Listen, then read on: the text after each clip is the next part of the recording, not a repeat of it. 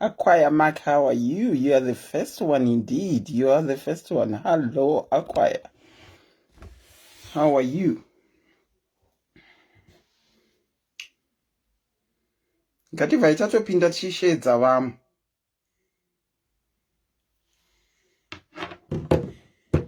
Messi Janda, how are you, Messi?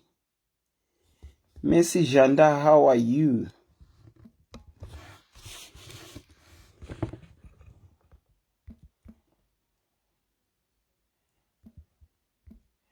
How are you guys? 0801. Okay, let me just double check this. 48330801. Okay, let's pin it. Hi guys. Let me try and pin this. Deli Magoronga, how are you? Murisei guys, how are you? How are you guys? How are you? Murisei Talent Tsuruseni, how are you doing? Tega wako kuti tadzoka pa live nasi on Thursday the 10th. Michelle D'Souza, how are you? Auntie is doing good. Tedias Matenda, Tedias waskwera seiko. Ndaskwera hangu Tedias. Julia Jimire, how are you? Aisha Fundi, Murisei. Eji Wendy, say, Auntie Selina Varibo, Eji, very right, Sterek. Me mom nenge, ndeipi, no bumkandla, how are you? How are you? Masi Iwa, how are you? Deli, how are you? I hope madzimai arikuloga in mabika maona kuti mba mabikwa mainoku atidi zvokuzokutukisa imuchinzi live enyu. Takagara pano. Rudo, how are you? Janet Nkomo, how are you? Candice Moyo, Urisei, Precious, Dorothy Chihuri, Murisei, how are you? How are you? Keresenzi ya denere, how are you? Tirinani nani Funkiso, how are you? Mabika here madzimai, maona kuti vana vadya here. Choda zvokuenda pama live visitors kuti vana nana baba they've been catered for. That way we can talk freely. Rumbi Wenyasha, how are you? Alice Mzarabani, Irene, how are you? Don Mo Sigauke, how are you? Grace Mambazo, Tirisei, Anzi man, mechanical, okay, how are you? Murisei, guys, Funkiso Magejo, Murisei, Taka wako, tuye tikurukure. Taga wako tuye tikurukure. Sekai runyowa, Auntie Selina Varibo, Nyarili Ridube, how are you? Chipo Louise, how are you? Alice Mzarabani, how are you? Madzimai mabika here. Takanangana nekutaura nezvedu isusu madzimai nasi. Nekuti nyaya dzacho dzirungorerekera kumadzimai varume kunyange tikataura tichivainvita vauyi, saka zvingori nani tingoonesana pachedu. Pamwe vanoonesana kumen's conference uko. Irene Godobo Chiguma, how are you? Sandy Semi, how are you? Tsitsi Murwira, how are you? Max Masibanda, how are you? I wish you could get a host wechirume anombouya hosta. Probably that will entice men to come and share their stories. Chida zvingangoti varume vauye kuzoshare mastories avo. Takaona muranda rume anouya kuzohosta. Rumbi, how are you? Tendai Magomo, how are you? Ediza ndeipiko. Ediza haudi kuhosta here? O Ediza uchimbotaurawo nevarume. Tinashe, how are you? Musine sisi Melly vaikola kuti pane anogona kuhosta here. Muvabate kuinbox. Tabi, how are you? Daphne Auxilia Ngulube, how are you? Rivi Dokas ndeipi. Faith Heart ndeipi. Swima Ganye ndeipi. Nyashadamba Beka. Shedza iwako munu nemunu. Shedza Selina msasta wangu Selina Miripiri urisei. Chari, how are you? Babiana Duduzile, Beatrice, Granny Matope, Messi Marufu, Maria Ganye, Busisi Wesivanda, Esther Siwawa, Nyasha Damba, Virginia Matikiti, Mazurumeti, Lorraine Bepe, Trinity Chinungu, muri sei guys, Primrose Chindu, Duduzile, I think ndambogu moresa, nafungisai magejo ndambogu moresa, Tapelo Modimo, how are you Tapelo? Muri sei guys, muri sei, my day Christine, how are you? Muri sei, maskwera sei kumativi mana ose enyika. Chrisel, how are you? Primrose Chindu, how are you? Elizabeth, how are you? Precious, how are you? Ellen, sei, Daddy Rai, sei, Lorraine Dambokutaura, Jones Prince, muri sei, Handrazi Jones Prince, Marita, Jane Mateuro, Mashamba Naka, Eti urisei, Rachel, ndeipi, Nashe Cleo, ndeipi, guys, mukasvika muvatanhatu totanga, mukasvika mu 3 totanga edu. Cleo Nyasha urisei, tinoda kuti timboonesana. I'm hoping as we are greeting each other, if you feel you want to talk on the program, netopic yatinayo nasi, the number is pinned at the bottom. Only call when I say call in. Kim Sibanda, how are you? Brighton Chikumbi, Andrade Brighton Murisei, Dylan ndeipi wedue, Murisei Savelo, Anzi Uya Savelo, Owe Tumoyo, Faustina, Shumbares Bells, how are you? Umbama Gadalini Murisei Seiko. Masquera Seiko wedue. Masquera say, this weekend, ndinombobvira kuona guys. This week, guys. I've been very tied up, and SIS MELLY on Tuesday was finishing off topic Yemswe Monday. Josephine urisei, Cynthia Cooper urisei say, makuzokwana kuti titange. Anatolia Maimaka murisei Nyasha Damba. How are you? Faith Kwaramba sei, Laina ndeipi, Auxilia Zondo, ndeipi, Brighton Chikumba ndambogu moresa hanzvadzi yangu, Blessing, Evo, Inviolata sei, Tsitsimesi, Menia, how are you? Humbata Sara shoma, Sokuhle Gumede, how are you? Beauty sei, Vanessa Tendai, how are you? Chimwemwe Kate, how are you? Amaitete Francisca, how are you? Betha, how are you? Okay, I think takuchida kuzopinda muchirongwa chedu. Masquera sei wedue.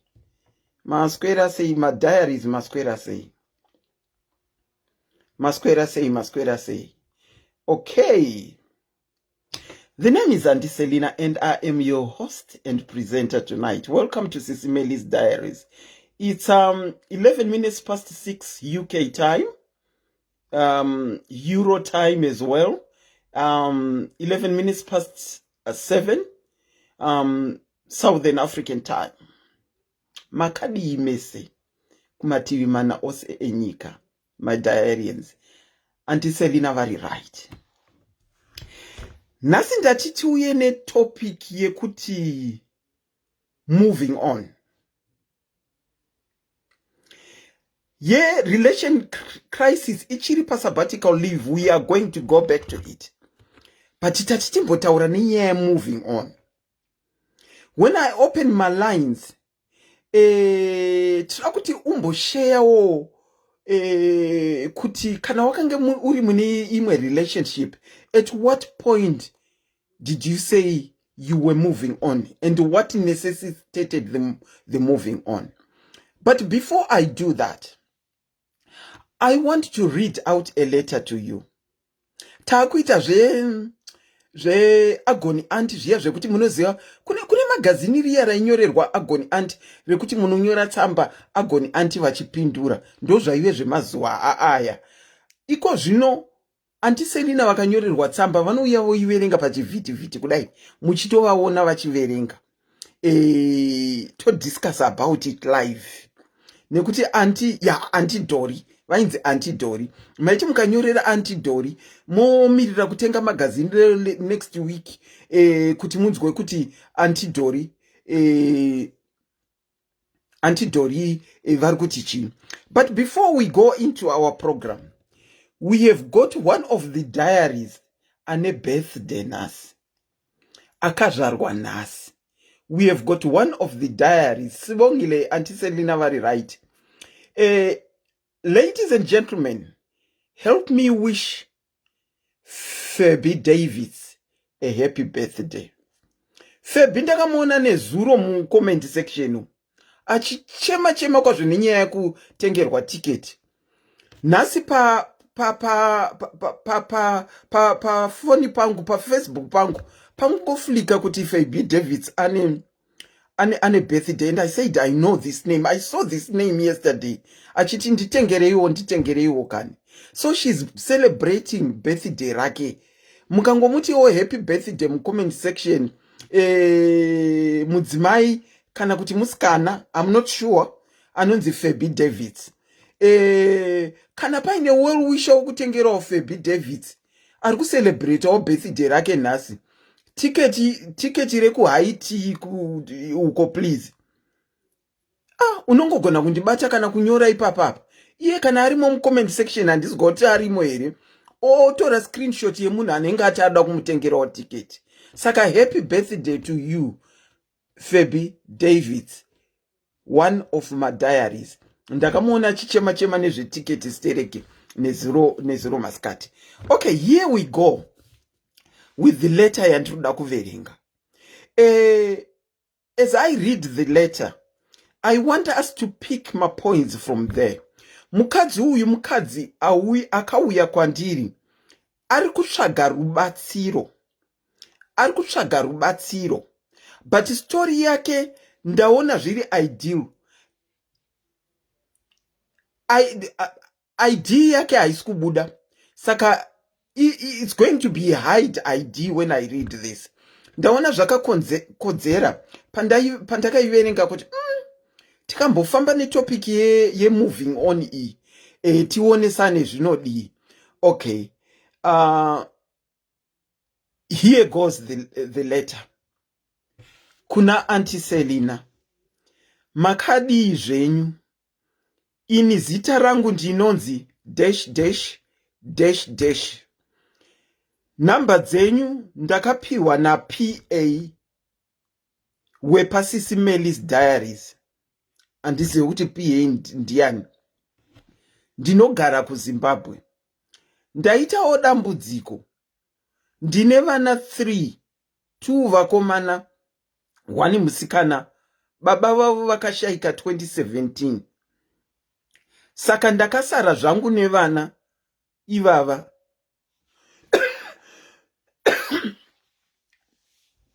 Ndikambotsvagawo ndichivaendesa kuchikoro kuti vadzidze, asi ndakazosvika pakukundikana. Iko zvino vakagara havasi kuenda kuchikoro. Vana ivavo vanogona mufunge, but ndakukundikana kuvaendesa kuchikoro nenhau yekushaya mari yechikoro. Ndakazosanganawo ndakazosanganawo neboyfriend yandiri kugara nayo, ikandipa pamuviri ndikasununguka matriplets. Saka handina kana pekutangira. Please help me. Remember I said kuti mukadzi ari kukumbira rubatsiro. Asi ndaona happy birthday. I saw you mu comment section. Happy birthday Fabi. Ndaona zvakakodzera kuti titaure nezve moving on. Pane chamapikawo here pamukadzi uyu? Pane chamanzwawo? Ari kuti iye mukadzi akafirwa nemurume muna 2017. Pakafa murume wake akasirwa vana 3. 2017 nyaradzo hai. Akasirwa vana 3 children, 2 boys ne 1 girl.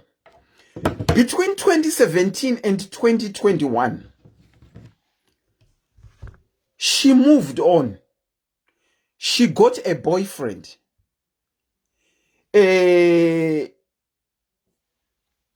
Akabva aita pamuviri. akabatsirwa matriplets. So she got from the boyfriend ane vana 3. Remember tati mufi akasiya vana 3.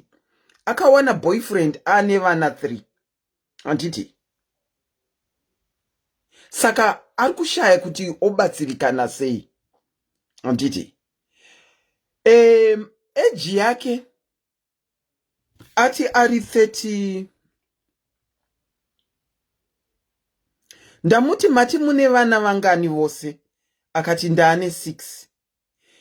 Mune makore mangani naye asikana? Zvikanzi ndine 34. 6 children, 34. Husband passed away 2017. He has already moved on. Our topic tonight is moving on. But as we discuss this story, ngatiregerei kujaja. Ndi ID, ngatiregerei kujaja. Nekuti atiziwe macircumstance akamuita kuti aite move on. Asi tinoda kuonesana, zvekuonesana kuti did she move on too soon? Or was it the right time for her to move on? Hatizive zvakanetsa kuti aite move on. Saka let's not judge. Why I say let's not judge is, of late we've been dealing with stories dzinonzwisa tsitsi, dzimwe kazhinji dzataijaja because tanga tisiri mumakumbo evanhu vane mastori iwayaya. Saka I'm going to open the phone lines for now. Kuti timboonesana kuti pamusoro penyaya iyi chete, just this story, and then we can later on share our own stories. So the number is pinned at the bottom. Munoiona sei nyaya iyi? Tingamubatsirei sei mudzimai uyu? Tisiri judgmental. Tomubatsira sei? Ari kutsvaga rubatsiro kwatiri isusu madiaries nekuti anyorera kwatiri. Tomubatsira sei madzimai? Ngatimbotangai nekuti tomubatsira sei. Tozotarisa nauye kuti akakurumidza kuita move on here kana kuti it was the right time to move on. What do you think, guys? What do you think? You can call in at the number pinned below. You can call in at the number pinned below with my thoughts and you before we go on to our own real life stories where you can share kuti iwo wakamuva inirini. We have got our first caller. Okay, I'll take this call. Madzimai tinokuchingamidzai pachirongwa. Makadi komaskora so nese madiaries. Taskwera hedu madzimai nemutsa taskwera hedu. Nyaya iritori similar to me. It is similar to you. Inini ndakaroorwa 2000. Okay, ndambenda hatisi kushare, but I think kana mune nyaya iri similar ibva mangoitaura henyu. Yes, ndine vana vangu 2. At age of 27, murume wangu akafa. Okay. Ndikasiwa nevana 2 vakomana 2. Sorry, hold on.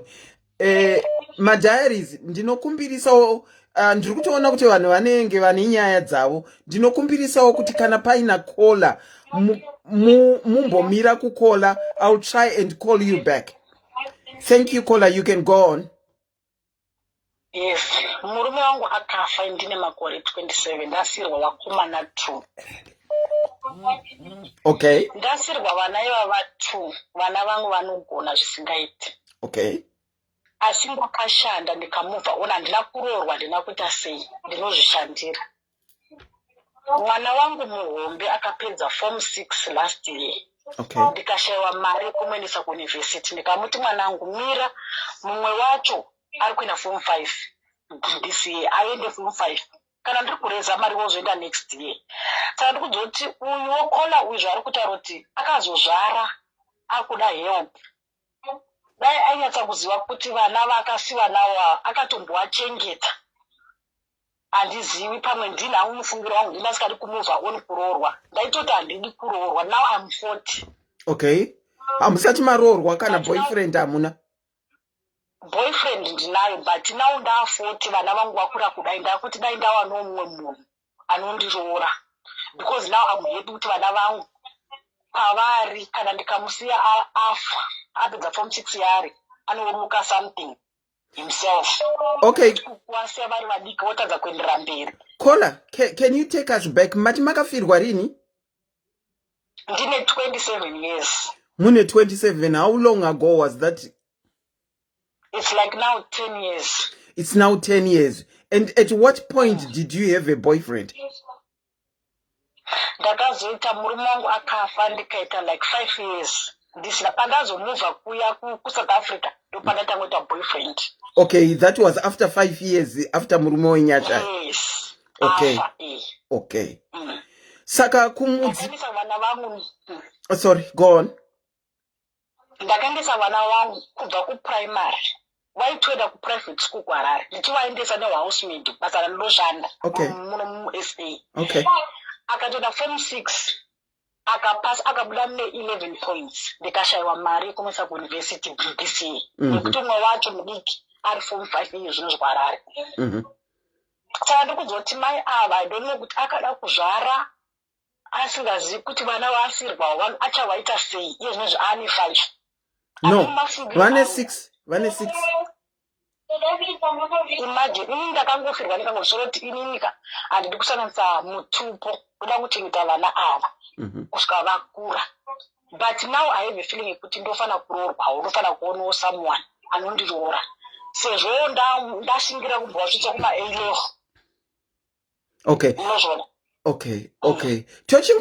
Tochingoti kuna haidhi wedu uyu vana zvipo zvinobva kuna Mwari. Akakomborerwa hake nekupiwa vana kwaanoita.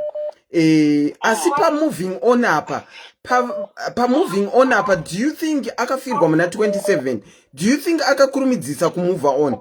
Is that what you are saying or what? Okay. Ndozvandiri kuti akakurumidza dai akambomira arera vana awa. Move like myself now ndakuda kumove on with my life.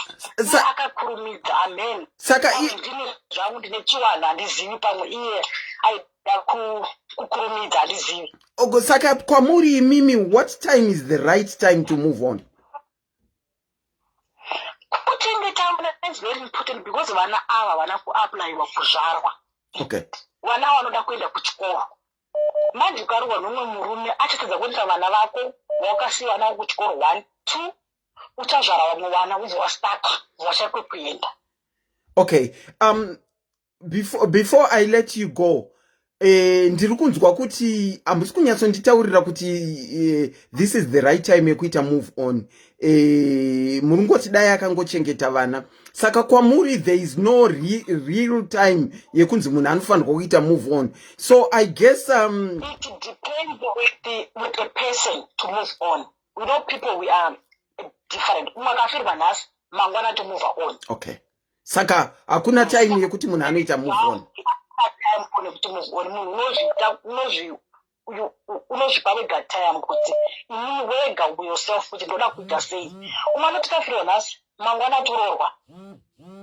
Okay. Umofirwa nhasi otita 15 years achimbochema achichemeta vana vake ozoita move on. Okay. Saka vanhu takasiyana. Yeah. Saka handiti pane time zvinoenderana nemunhu. All right. Okay. I think we are agreeing. Tiri kutaura topic kuti tionesana. We are agreeing. It was the right time for Heidi to move on. Saka there is no problem. Thank you so much, Kola. Okay, thank you. All right. Kola vekutanga vari kuti hapana time yekuti munhu anofanirwa kuita move on, which means this lady moved on according to her. Vari kundifonerawo pafoni yandiri palive. I can't answer you. Tinokuchingamidzai pachirongwa SIS MELLY's Diaries. Maswera sei? Ndaswera anti, maswera sei? Taswerawo. Mainzwa kanyaya? Aiwa, ini nyaya ndainzwa zvangu asi ndikuda ngoti nditauro zvangu kunga kwangu. Zvekumba kwenyu? Aiwa, zvenyaya yamaveri yamataura. Okay, handei yedu. Okay, ini zvandiri kufunga ndezvekuti uyu munhu anyora haidi anyora nyaya yake kwamuri. I think anga ari munhu wemukadzi wekuti anenge akagarira kumirira dhedhi vachauya nenyama, dhedhi vachauya nezvii. Saka munhu anga asina chekuziva kuti kana even mangwana dhedhi vakanzi vafa nhasi norarama sei nevana. Okay. Saka iye purpose akazoita manje murume afa was to only find mumwe munhu anokwanisa kumuchengetera vana vake nekumuchengeta iye. Ofuti zvakabva zvauya zvakasiyana. Alright. Ndopandiri kuona ipapa kuita move on zvake akaita move on. Ndikufunga purpose yake kuita move on was not kuti anga ari kuda kuita move on ipapo, but kuti aitonjengawo nhamo yekuti ndapedza kubhadhara school fees yevana, ndapedza kuchengeta vana, maybe ndakadanana nababa ava kana kuna sisi ana nababa ava vanokwanisa kuita kuti upenyu hwangu hureruke, not knowing kuti unenge utozviwedzera kuti mamwe matambudziko. Okay, I hear you. I hear what you are saying. Saka, it was circumstances that forced her to move her on. Okay. Because she was reliable kune murume and she was thinking kuti maybe yes. Okay. Saka munofunga kuti tingamubatsire sei mukadzi uyu musituation yake? Hayi mukadzi musituation yake afanirwa kudzidza kuve reliable iye, kutodzidza kungwa. Kana huri usimbo utomboisa paside. Utombodzidza because hello Kolo. Utombodzidza cheko kuti adzidze kutsvaga mari. Okay, saka muri kuti ngaambodzidzira kuzvishandira iye. Kuzvishandira isama kunoti vasikana vobasa tati titoriwo masingle mother sai. Okay, so I guess zvamuri kutaura kuti ngaambodzidzira kuzvekungwavha. I think tichionesana it goes out to even every one of us that is listening to this. Lady. Yes, every lady. Okay, thank you so much, Kola. Thank you very much, Auntie. Thank you.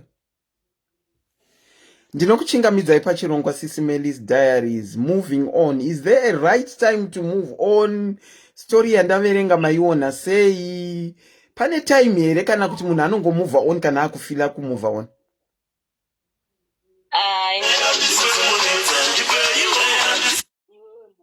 Ungangozviudza kuti ndarambana nemunhu saka ndoita sei, but kana kuri kwekuti munhu ashayika unotarisirwawo kuwanikwa uchigarawo makorewo anoonekera kuti mangani, then iwewewo makore anoonekera mangani kwamuri imimi? Makore angaonekere mangani?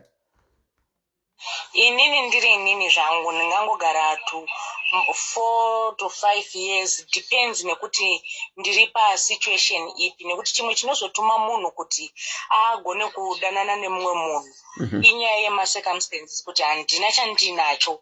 Ndiri kuedza kuti pamwe ndikadananawo naJohn achandipa 2 cents dzekuti ndikwanise kuita something kana kuti ndikwanisewo kudya mubane wana, then ndiri pasituation iyopo paita futi kuti ndinobata mimba, then nhumbu yakuuya futi pamwe John yobva andiramba ndosara futi ndine vana. Asi vanhu pavanozoona havaoni kuti chakandikonzeresa kuti ndipinde in the situation chii. Ndinenge ndisingadi, but it's a matter yekuti ndinenge ndichifunga kuti pamwe ndikaita John ndogona munhu anogona kundibatsiridzawo kuchengeta vana vandinawo. Okay, I think muri kutaura tiri kubvumirana zvataurwa last caller anga aripo, ndo zvaataura kuti I think circumstance ndo yakavapa kuti va move on. Vakasike kumove on because first caller ndanzwa achiti no munhu anofanira kutarisa kuti vana vanoda kuchengeta. Hapana asingadi kuchengeta vana vake. Asi nyaya iripo ndeyekutoti unenge uchifungidzira kuti step yandakuita iyi ndichakwanisawo kubetseredza vana vangu kuti vasvika pane chimwe chidanho, then that mistake it brings a more problem instead of solving the problem. Saka unozosara usina choice yekuti unotozodzimara wakukumbira sezvavakuita izvi, nekuti vatosara futi vasina choice. Basi yanga iri nyaya yekuti pamwe vari kuda kugadzirisa dambudziko ravanaro. Sikuchengeta vana vanenge vachida, isi nyaya yekuti anenge asingadi kana kuti anenge asikadi kuti vana vaende kuchikoro. But pamwe pacho kuZimbabwe muri kuziva situation iriko, unenge usisina kana pekutangira, nekuti kana hama dzacho nekuda kwemasituations dzinogona kutadza vana kukupa kana sendi chairo kana kukuona kuti uripo nevana vako. Saka iwo unenge wakutoti zvandiri ni mai ndini baba ndaedza kuti nditi garden handigoni kurisosa ndaedza kuti ndide kutengesa handina capital ndoda kunoita maricho anotosara nevana vacho hapana kana ndirupiwa kumaricho ndokatwisa pamuromo saka ndozofunga kuti kana ndikaita John anogona kutiwo akaenda kunodhigawo akauya ne$10 we can do something but yet John is there for an advantage yekuti ari kudawo bonde kwandiri achipota achindibetseredza kana zvashata futi obva andisiya asi anozosara apa nyatwa ndini nekuti ndini ndinoita mwana asi John haiti mwana ndopane problem chete ipapo ndizvozvo but ndochikubvunzai kuti kuita John kuzoita option yekuita John, have you got any guarantee yekuti John angakubetsere nevana wako? Pane guarantee? It depends nekuti John wacho makasangana zvaita sei uchimudza dambudziko here kana kuti akakuda iwo ukamudawo mukataurirana nekuwirirana kuti no tichadai then iwewo wobva wazviteka seriously kuti no ndo zvandaudzwa izvi saka obviously zvinofamba. Besides that was my thinking kuti maybe ndikaita mubetseri padhuze togona kurima munda wedu tikaita fodya tikatengesa tikaita mari. Okay. Ndo zvandine zvine zvauya mupfungwa memunhu izvozvo isiri ewe yekutoti saka ndikaita John achandipa mari tobva ndobva ndaita business but nenicharisira kuti pamwe togona ta project inotisimudza kuti ndikwanise kuchengeta vana vangu asi ndichibatsiridzwa naJohn kana kuti togona kurima zvakaita fodya kana cotton zvekuti tinogona kusimuka tichiita something but then on the other hand unogona kuwana futi John wacho asitorina angowana panguva yekuti pamwe anga akavaka ndobva aita tumasenzi obva auya kana kuti arida kutora advantage yesituation yawamuudza because in the beginning munotanga mataurirana kuti no inini ndakamira so iye achiexplain all the side rake saka at the end umwe anogona kukuda nemwoyo unoperera nekuda kuti mubatsirane umwe anogona kukuda nekuda kuita take advantage of the situation. Okay, all right, aiwa tazvinzwa. Thank you so much Kola for your contribution. Thank you auntie. Take care. Wow, zvakangooma weduwe, tirungozvinzwira. At the moment handingati pane time iri ideal yekuita move on, hatisati tanzwa time.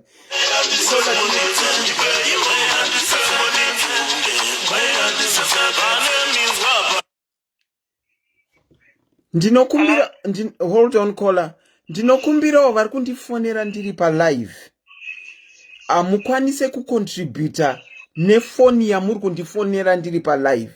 Number if you want to contribute, it's pinned at the bottom. Please 27 plus 27 ndo iri kundifonera ndiri palive. Number yekufona in is pinned at the bottom. Thank you Kola, sorry about that. Ndinokuchingamidzai pachirongwa. Maswera sei?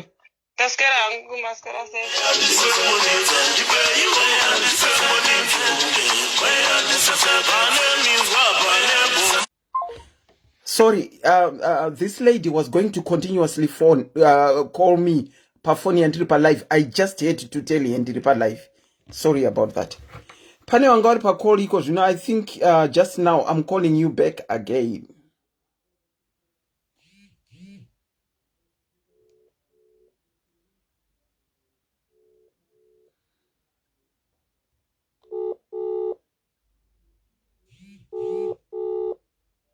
Okay, it's just saying calling now. Let me take another call. Let me try another. Let me call back another number.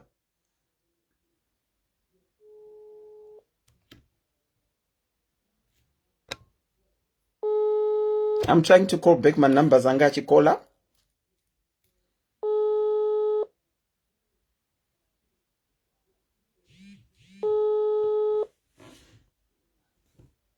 Okay, this one is not being answered. Let's move on to another number.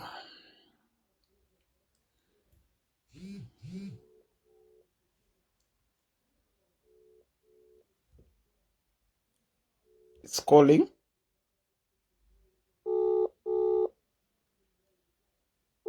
It's ringing now.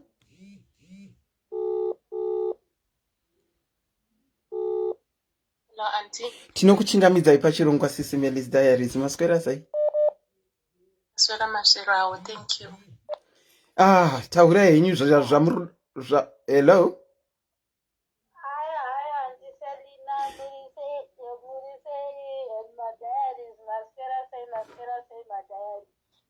Taswera maswerawo.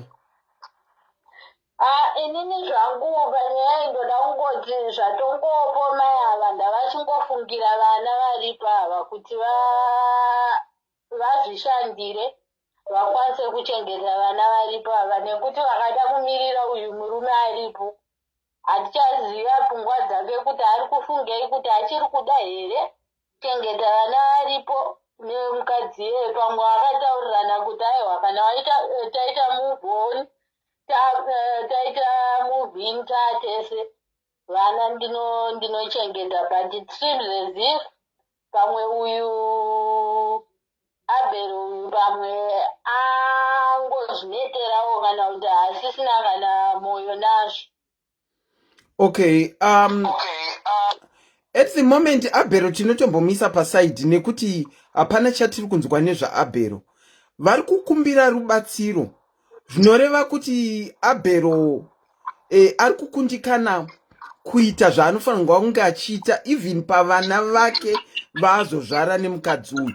Saka tingamupa rubatsiro rwerudzi kana kumuudza kuti odii kuti abatsirikane, nekuti patori nenyaya yekuti ari kukumbira rubetsero.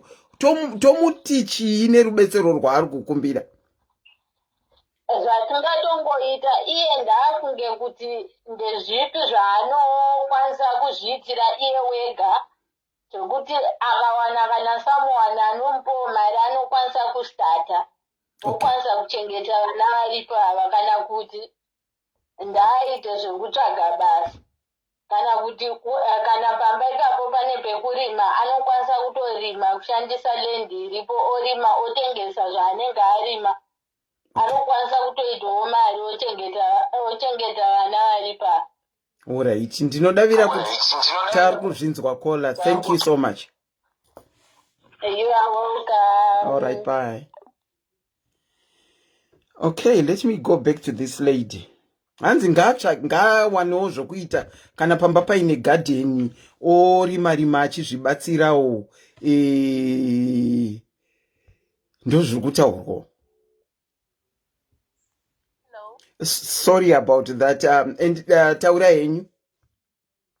Andiselina handisi kuziva, maybe kuti ndasvika late. Tokumbiro nyaya izere kuti anogara kupi, pagere ndepake here kana pakamira sei tiwanawo kuisa pfungwa dzedu.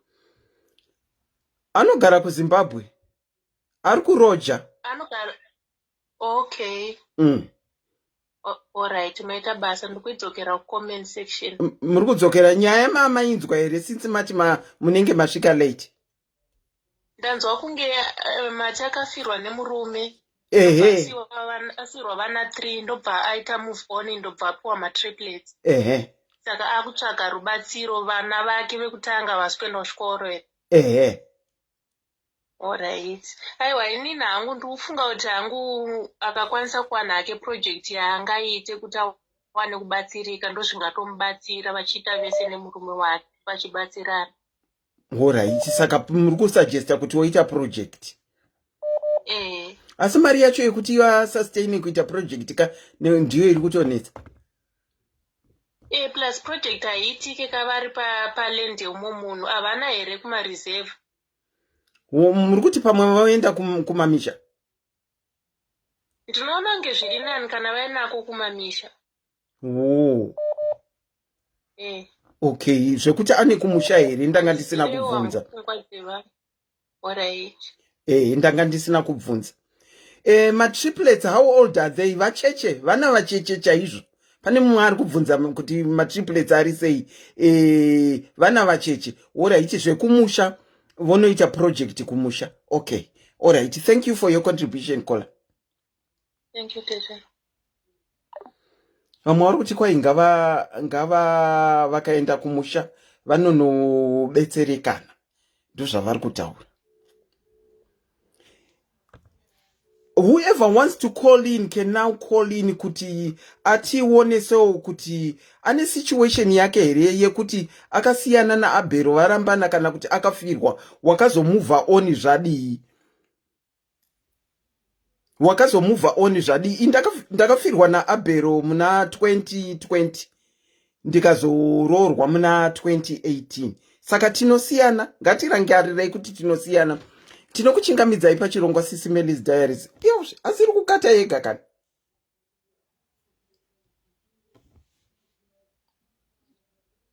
ndinokuchingamidzai pachirongwa ndinokuchingamidzai pachirongwa taswera sei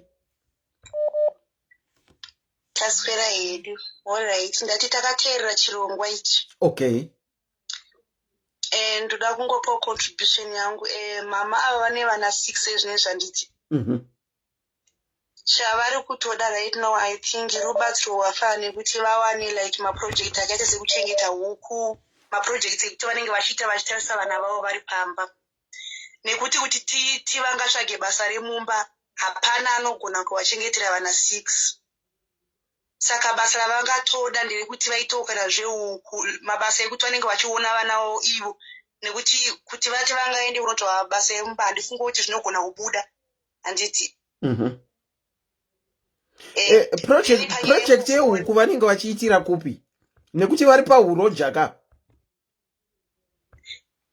ndopava panetsa futi kuti havana pamba pavo paundi pavo handi muri kuona saka inenge yatochiome nyaya yachona futi inenge yatotinetsa asi kuti dai vari kunzi vane kumusha kwavabereki wavo kwakasununga vanogara pamusha paruzevha vachiita huku dzemazai huku vachitengesa huku zvinogona kuvabatsira than basa handifunga kuti it's an option now because munhu ane vana 6 and ane vacheche 3 saka hazviite okay alright then panyaya yemove on ini ndinofunga kuti move on from 1 year it's okay because unenge watoviga murume wako in peace maseparatana nekuda kwerufu saka ukazowana munhu wako after 1 year I think you can move on kana uchinge uri paposition yekuti unoda kumove on because ini ndine asisi vangu vakafirwa nemurume wavo I think 10 months murume wavo ashaya vakabva vasangana nemurume anga akatofirwa I don't know kuti when murume anga atoda munhu wekutororana naye vakawirirana saka pakwaya shoko kumba kuti vada kuroorwa vanhu vese takatomboti amhanya nditi ndobva taenda kuno mumwewo watakanobvunza chida kuti atibatsirewo kuti toita sei akatiti muda kuti azororwa rini hatina kukwanisa kutaura kuti anororwa rini but iye anga atudzwa kuti anoda kurorwa asisi tikatiri kumhanya handiti saka munhu iye akazotibatsira akati muda kuti amirire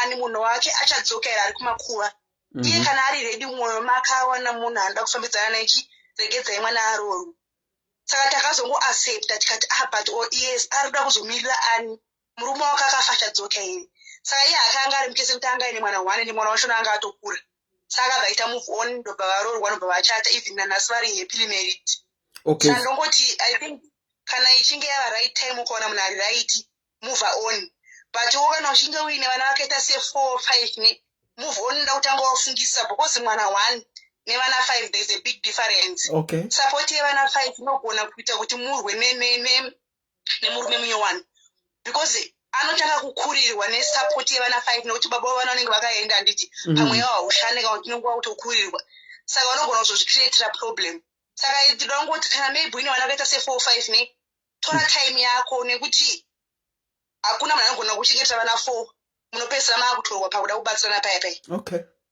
okay Thank you so much for your contribution. Okay. Zveproject zvinenge zviri kutaurika asi problem iripo ndeyekuti pavanogara hapazi pavo asi kuda kuti pamwe ndofunga yekumusha iyo yataurwa iyo ingango ndinokuchingamidzai pachirongwa hold on please ingangoita regai chimbonyora yekumusha iyi ndigozosuggesta kuti kumusha kuri kunzi mamuvha kuenda kumusha zvinodii maswera saikola tasera masera Murikuiona sei nyaya iyi? Kana kuti mune yenyu here? Ya kana kuti makamuvha oniwo here mukazomuvha on after makore mangani?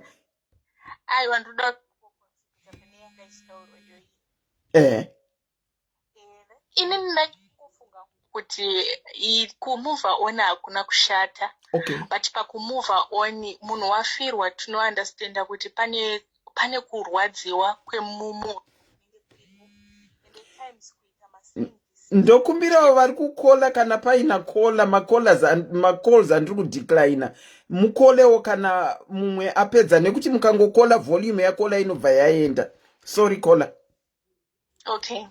So vanga vane vana 3 vadiki and vakabva vaita move on vabva vazonoita vamwe vana 3 also. Vana yes chipo chinobva kuna Mwari, but I feel kumove on doesn't mean you have to have kids. Kumove on kuwana partner motombonyatso kutombodzidzana, because 2017 ndo pavakafirwa. Handiziva kuti vakazowanana rini nemurume wavo, but inini ndaifunga kuti dei vakatom. Hello caller. Reconnecting. Caller is reconnecting.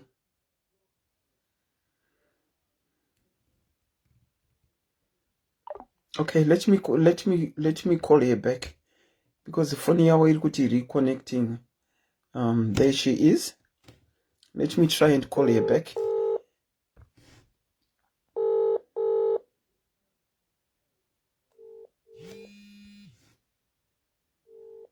Yeah, iri kuti calling. Saka ndofunga vane network problem. Ndinokuchingamidzai pachirongwa SIS MELLY's Diaries. Moving on. Makamira sei apa? Makamove on here? Aiwa, inini ndidzimei. Sorry, iri kunina background. Makaita sei imi? Inini ndakanga ndina abhero wangu. But abhero wangu ngachimuramba achingodzoka. But I need to move on. But sorry caller. Imbomira, slow down. Sorry, iri kunina background. Okay, abhero ari kuramba achidzoka. Ari kuramba achidzoka kupi? Iye akatorora kudhara, akatorora umwe mukadzi wakaroora. But abhero anoramba achingodzoka achimboti achida Africa. Ati munozviona. But inini ndakatoona kuti kutoshandiswa naabhero, but iyezve ndakazofunga kuti kumove on my own. Makazofunga zvarini manje? Ndakafunga manje kubvira gore rapera ndakanyatsoona kuti apa ndiri kuwekeswa ndini. Nekuti iye akapedzisira kuuya rini abhero? Anotongofona chero kufona anofona asaka move on nemumwe mukadzi. Asi akapedzisira kuuya rini? December I think. Muna December mukatorova zvinhu? Aiwa. Akona zvokuti anenge achiningirira. Aiwa, anenge achingodzoka achingoti konde ipi. Asi anogara muarea. Handisi munoona. Asi imi kana adzoka henyu mwoyo uchibva wadokwairaka? Aiwa, ina ndichadi kana kumbomuona kutowekeswa mai. Funga kuti kana wakamirira uchiti pamubaba achadzoka kana 3 years wakamumirira munhu. Kuzoona kuti hapana kana atozotenga imba nasisi wake wanenge atenga nawo imba. Ivo vechichena. Unoona kuti hapasisina. Saka kana achigara muarea zvino kana imi muchimuvhurira dhoo kana auya kuri kunzi vamai vekumba kwake vazvinzwa. Chinonetsa ndechekuti pamwe unenge wakapiwa mapepa naiye akapiwa wakasirwa imba naiye. Andinoziva dzimba dzedu idzo dzechirungu idzi dzemunomu. Andimaona apa ndiko kwandiri kufona. Namba yangu andimaiona. Ndaiona ndiri kukuona ku-EU kwamuri. Saka handiti munongoziva kuti dzimba unenge watopiwa naabhero pamwe mapepa wapiwa naabhero zvese wapiwa naabhero. Asi unotozoona kuti iwo ndiwo uri kushandiswa. Aiwa, saka iyo mapepa kana makapiwa na abhero makatopedza process yemapepa e? Zvese zvakapera zvese zvakanaka chaizvo. Ndosaka makumukwichimisa ka? Aiwa, ndakamubva zvakaitika kudhara zve ndofunga ndakaita mapepa 5 years ago. Pandaifunga kuti inongoziva kazvongoti unenge uchingoti pamwe achadzoka abhero. But ukazongoona kuti abhero atotenga imba nemuchena. Hapasisina. Hapana. Asi manje muchato inini ndo uri muchato wokumushando uri kundimisa zvinhu zvakawanda. Nokuti chine muchato kumusha. Upenyu panitori nemuchato? Uraiti? Saka ndichifunga kuti mai avo kauda kutoti pane vamwe vanhu vane misha yavo vanoda kuchengeterwa misha. And kwangu musha kusina munhu aitoenda akonogara kumusha ikoko onochengeta zvake. pana munhu tikatarisa pana munhu ane michadza kuti toda kutochengetwa paya paya. Oh, that's a good one. Yamataura kuti kana paine ane kumusha kuri kuda kuchengetwa vanogona kuenda nevana vavo ikoko. Exactly. Yeah, that's a good one. And everything. I mean, ngofuma kungiro wangu. Asi kana wakukwanisa kuenda kumove on naye, move on. Akwanza kuramba uchingotsusema mashure na abiro. Saka hapana tongoti hapana time period yekuita move on as soon as you are ready. Aiwa, utopedza kwanguva na abiro wacho. Aiwa hapana. Asi kana wakuwangumiga apa asiko shine basa re. Vanhu vanobidzawo vaita zvavo zvechiri kana zvikaranga zvavanenge vaita koshine basa re kuputika aputika. Kwachamuka. Oh, okay. Saka Kola chiri kukumisai kunobvisa muchato chindi mbobvunzawo zvangu. Muchato handitombozivi kuti zvinofamba sei. Ndakanzwa kuti hanzi muchato kuZimbabwe unoita mazuva kuti uti uye uneudhura kugurisa. Zvandakanzwa. Kwamuri ikoko haukwanisike kugurisika? Handizive kanti ndewo kumusha. Amino pamwe vanoti vanoita low ipi yacho kana vachigura muchato eni havana basa nazvo. Aiwa, imboendai kumanhingirikini kumakanzuru ofisi kwenyu uko mumboona nyatsobvunza kuti munokwanisa. I'm sure I know of some people vakaita vakadimburirwa muchato wavo muno, if I'm not mistaken, but imboexplore izvozvo. Alright, munhu wamwari handizvozvo. Ameno I hope havanta luck zvavo vanhu avo. Angona umwe munhu ada kuchengeterwa musha wake. Iyoyo yekuchengeterwa musha it's a very good idea that you brought. Thank you so much for that. Alright, munhu wamwari. I hope zvinoita zvakanaka kwavari. Tatenda. Thanks. Avo vari kuti kana paine munhu ari kuda kuchengeterwa musha navo they could explore that. I think that's a very, very good idea. Depending kuti ivo vanoda zvokugara kumaruzevha here. Pamwe vantenga vasingatodi vakatofanana naantiserina. Ini zvekumusha ina handidi kukunyeperai. Ini zvekunogariswa kuruzevha kwokufutidza moto ina handidi. Haiwa ina handidi hangu. Zvekunogariswa kuruzevha handidi. Let me try this number. Tione kuti tinokwanisa kuvabata here apa. Okay, it's ringing. Ndekupi kwesharia law? Tinokuchingamidzai pachirongwa SIS MELLY's Diaries. Makadini? Hello? Hello? Kola yadairika. I think connection haisi kudarika. Tinokuchingamidzai pachirongwa SIS MELLY's Diaries. Maswera sei? Yenyu ndeipi makamubva on here? 1 month later that to move on. Vakafa. Let the dead. Saka mati makamubva on rini? Paka vigwa. I had to move on. 1 month later? Yeah, why not? Zvikatonyatsoita hazvo. Kwasha dzoke. Ayo akudzoka hadzoke. Kudzoka hadzoke. That's very correct hadzoke. Saka let him rest in peace. Zvikatofamba hazvo. Zvakatofamba. Ndatoni mwana. Okay. That's nice. Congratulations. Let the dead rest in peace. Mugomerera chi. Ndakafirwa inini just 3 weeks before I turned 30. Okay. Saka percentage ikuru inenge iri kuti hapana time limit yekuita move on. There is no time limit. Kana paine munhu ari kukuda move on, unotosiya the future husband achienda because what? Because wamira mnakafa for what? Okay. All right. Ivo vacho vari kuti hanzi don't move on, apaigona mari yo. Vanenge vachitaurirawo zviri mutsoka, vanenge vachingopawo pfungwa dzezviri mutsoka dzavo. I call it foolishness. Okay. With no offense.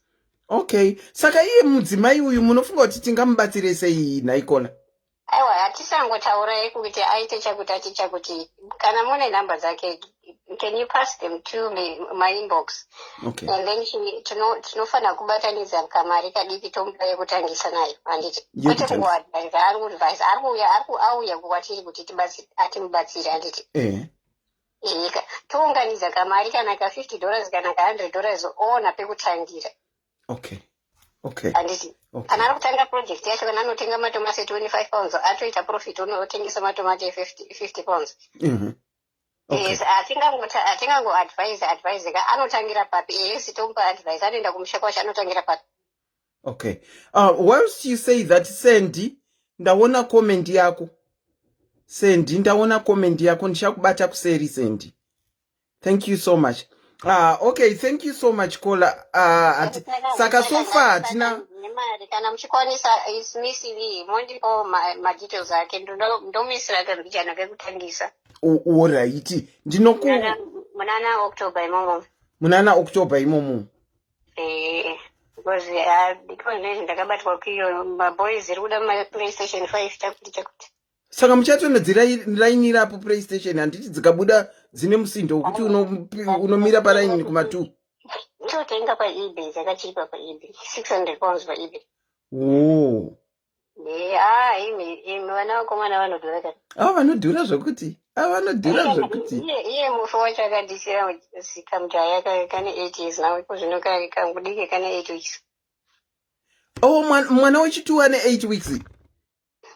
Mukuru ane mangani? 8 years. 8 years. Ndichiri kurwadziwa ne C-section number 2. Okay. Inorwadza. Kana neni vangu C-section yo. Kuva kutonhora kamazi iwe tine heat wave at the moment. Maona namba yangu irayo. Ndaona kwamuri. Tine heat wave because nezvi but then kungo zuva rikaenda pasi so kurwadziwa kwandinoita sha. I know. I can relate to you. I know because ndine 2 woma C-section futi. Apa ndichiri kuda kubara. Muchiri kuda kubara? Aiwa, imi vakadzi takaunzwa pano panyika kuti tiwandise vanhu vati fana kuramba chibara. Aiwa, makorokoto kumwana wenyu ane 8 weeks uyu. Thank you so much. Kuti makurokota takakubarirai boyfriend number 2. Boyfriend number 2 zveshuwa. Uyo tombo musiya anyatsoti kurei kusvikira akuma40 chakuti. Vari kurwirwa nevachena ava. Vari kurwira? Havadi nayo. Okay. Boys manje zikuru manje zikanzi mami have got 10 girlfriends, all of them they are white and blonde. Okay. Do you know that your mother is a black girl? She goes, yes, mommy, but I don't like black girls. I'm like, what? Okay. Vanhu varungozevezera zvekuti vanenge vaziva voice renyu apa. Handisi kuziva kuti vari kurizivira kupi. Kwamasimba kupi futi? Anti takamboita mashananiganzi namasimba at some point. Ndimanyoni here wandiri kutaura nayo? Manyoni kwadi kutaura ndiri kutaura newe. Waona kusekerera kwandaita? Ndinamboona because iPhone yandikushandisa ndoiri palive. Ndiri kungonzwa kunzi wekwamasimba zvinotechera kuti wekwamasimba wacho ari kutaurwa ndiani. It's nice to hear from you and congratulations on mukamona mufestival yamubatsirei vanhu vari kuaustralia batsirai munhu uya because ari kutopinga kutoshe. Manyoni musazodaro kani. Ko nhai Manyoni ndokumbirawo kuzotaura nemika kuseri Manyoni. Alright, anti namba yangu munayo. Ndaiona Manyoni. But ngatisataurei tisina action. Aiwa ndizvozvo. Kubatsira munhu tinofanira kubatanidza mari vanhu vechikadzi tinofanira kubatanidza especially the black people. Yeah. We are being divided by varungu handiti. So let's get together tobatsira munhu uyo oita zviri nani then ndo project yatiri kuita neshamwari yangu. Okay. Tiri kubvisa vakadzi kuti vasaite basa remunzira riya riyo reusiku. Alright, ndariziva. Kuti kana avewo parina obatsira mumwe mukadzi and she has to provide evidence, receipts, everything. Alright. Saka tikamubatsira anotiratidza kuti ndozvandaita izvo neka vakadzi todi tobatsirana we can make a strong Zimbabwean community diaspora and back home. Asina hapana chakai. Iyo pane mwataura kuti project yenhingirikini yekuti akawanirwa kokuenda kwakunogara kumusha anogona kutotanga tuma project twake fanika sehuku achiita huku dzemazai achitengesa kunge aine mari yekutanga zvinhu izvi saka mari ndo yatichamupa from diaspora. Ndizvozvo ivo vamwe vandiri kushedzera mazita avo kuti ndati ndichauya kwamuri ndaona zvavanyora ndosaka ndati ndichaenda kwavari. Ini ndikabvisawo ka 5 pounds mobvisawo kenyika 5 pounds tese tivanhu vese vari palive vakabvisa $1 anokwanisa kuona something pekutangira. Ndizvozvo manyoni muri kurevesa. Anenge akwira obatsira umwe wake. Ya ndizvozvo muri kurevesa manyoni. It was nice talking to you manyoni. Iri bo namba dzangu munadzo. Ndadziona. Take care of those boyfriends of mine. Yeah, mune competition kune midwife akanyengwa heavy paakabarwa chai. Oh. Ndakatadza kubata mwana wangu as he is quite a cutie. Wow. As ndakabarisa vana vakawanda so much, but this one is quite unique. Saka nai manyoni masimba akuziva kuti wane mwana. I don't know. Aripo pa Facebook mwana wangu everywhere. Oh. You should know. Okay, you should know. He's an amazing man, Masimba, but I don't need somebody. I know some guys capacity. Could you sit down and to stop the foolishness? Yeah, sure. He wants to be heard. Yeah, ndizvozvo. Ndaona namba yako manyoni. Ndichango for social kuseruko. And it's really bored. I think we're like my Gucci kana muri kuno. All right, you take care. Bye. Thank you manyoni. Bye. Ko imi vanhu munenge mapika voice kuti ndimanyoni seiko. Manga mazvinzwa kuti ndimanyoni sei. Comment section amunzwe baimi. Okay, let me try and call back. Vanga vachitraya kufona ndichimbokurukura namanyoni. Munoziva kuti ndatofara kutaura namanyoni zveshuwa. I used to like yesterday vachiita tumanhingirikini twavo. Tinokuchingamidzai pachirongwa SIS MELLY's diaries. Moving on. Maswera sei? Maswera seiwo. Taswera in relation to nyaya yatiri kutaura. Imi makatoitawo move on here. Andiselina ndoda kutaura nenyaya yemuvhoni. Munyaya yemuvhoni zvinoenderana nekuti iwe nemunhu wako afa uyu maamuchiwirirana kusvika papi ende iwe uri kumufungawo kusvika papi, because pane dzimwe marriage dzekuti munhu anenge angogarira vana mumarriage umu. Saka murume akangofa munhu anobva atoti chance given nokuti iye anga agara nemurume wacho vasisiri vese kudhara, asi kuti anga akagarira vana. Saka muvhoni inosiyana. Hazvirevi kuti munhu akanzi afa nhasi muvhoni yako. Sorry, caller. Moving on yatiri kutaura both ways, whether wafirwa nemurume kana kuti warambana nemurume, both idzodzi.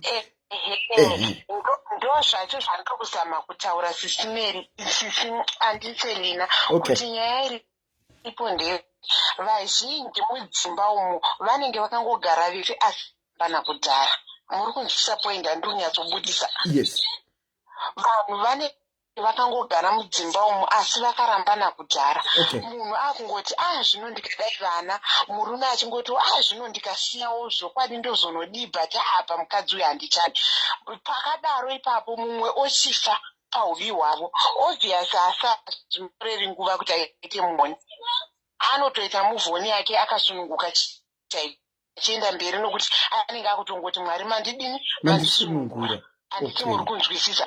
Nokuti kune vamwe vanhu vari mumarriage umu vari kugarira status chaiyo. Status chaiyo. Kune mamwe mafamilies ekuti kumhuri kwenyu ukanzi uri single, kumhuri kwenyu chaiko unenge watova chiseko chenyika. Handiti muri kunzwisisa. Pakadaro ipapo unozoona kuti ndisiye zvino vana nhingi vanozonditi chii, kuti ndisiye ko nhingi akazoti chii, ko vana mai vangu vanoti isu takaroorwa pa1, baba vangu vanoti ndakaroora mukadzi 1. Wongoramba wakashingirira nekuda kwesituation. Ipapo partner yako ikazofa, muvhona haitori nguva. Nokuti wanga wagara wakatozvimirira. Haitori nguva nokuti wanga wagara wakatozvimirira. Wanga wakungorarama upenyu hwevanhu, asi iwe pachako wanga wakatoita muvhoni nechekudhara. Okay, last caller watanzwa achitaura manyoni apa. Ataura kuti akamove on after 1 month. nenhau yekuti ukaona kazhinji zvichidero sisterina tikada kuzoita dzipi down mumagariro aanga achiita iye nemunhu wake kumashure uko tinotozvowana zvimwe zvinhu zvokubata mumereji yake yekumashure. Tinotowana zvimwe zvinhu zvekubata mumereji yake yekumashure. Andiselina zvekunzi 1 month waita move on haisi nyore.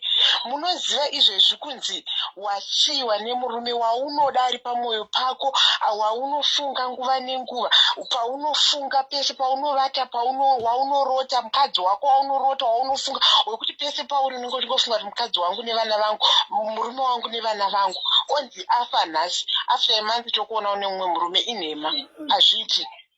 Hazviti zvatiri kutaura izvi zvakafanana. Kufirwa nemunhu waunoda kwakafanana nekufirwa namai vako. Ukangofunga kuti kufirwa namai nekufirwa nemurume wawanga uchida, kwete nemurume naAbheri wawanga wakagarisana naye. Tiri kutaura zvemurume wauri kuda, wawanga uchida, iye achikudawo. Uchinatsoona kuti murelationship yedu tanga tichidanana.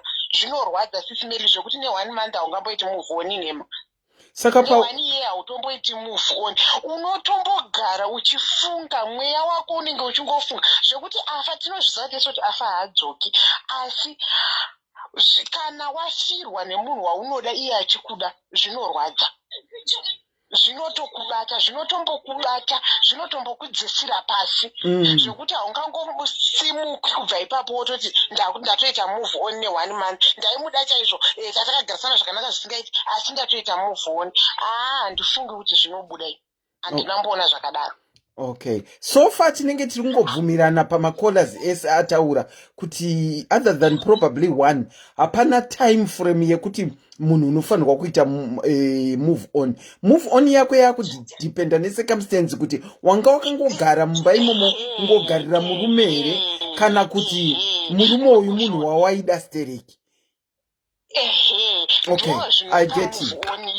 Saka iye ndo zvinopa move on izvozvo. Yakareba zvakadii. Okay, haidi wedu uyu munofunga kuti tingamubatsire sei? Haidi wedu uyu ndakatarisa hangu haidi wedu uyu kauyu. Ini hangu ndine zvandowanzogara ndichifunga kuti a beggar is not a chooser. Yes. Haidi kana achida kubatsirwa nepfungwa dzangu dzandiri kufunga dzekubatsira haidi nadzo. Haidi ngatange abva pachiroja 1 nokuti there is no way yekuti tichamubhadharira rent every month isu. 2 haidi akabva pachiroja akatsvaga kana chimusha sisineri chekuti agare kana kuhama kana munhu ati ndoda kuchengeterwa musha ogara ipapo haidi. Then pashoma patinenge tawana isusu tobatsira haidi kuti aite project yekuti aite ararame nevana, nokuti Andiselina haasiri munhu wega anenge achida kubatsirwa pamadhayari. Kune vanhu vakawanda vachauya vanenge vane maproblems akawanda akatokura kudarika ahaidi uyu. Saka haidi kana ari munhu anenge achida kubatsirika anofanirwa kuteererawo mazano anenge achitaurwa nevamwe vanhu, nokuti there is no way kuti isusu tichabhadharira haidi rent 1 to 2021 to 2030 hazvibudi Andiselina. Asi tikakwanisa kumupa chiredzo kuti iyeni aenderere mberi neupenyu, ndoona sokuti zvinobuda pane tisu tichamupa hove, nokuti haidi paari pachaipo anoda zvinhu zvakawanda Andiselina. Vana 3 obvious vanotoda, vana 3 vanoda mapamba, vana 3 vanoda zvekupfeka, iye plus ava vake veve kushure uko vanoda kudya, vanoenda kuchikoro, vanoda kupfeka, zvese izvo achingopiwa rubatsiro. Nekuda kwokuti akaramba ari pachiroja Andiselina, there is no way anoita project pachiroja, tese tinozviziva. Okay, we all seem to be heading in the same direction of kuti dai vatsvaga kumusha kwavanoenda votsvagirwa kana project yavo.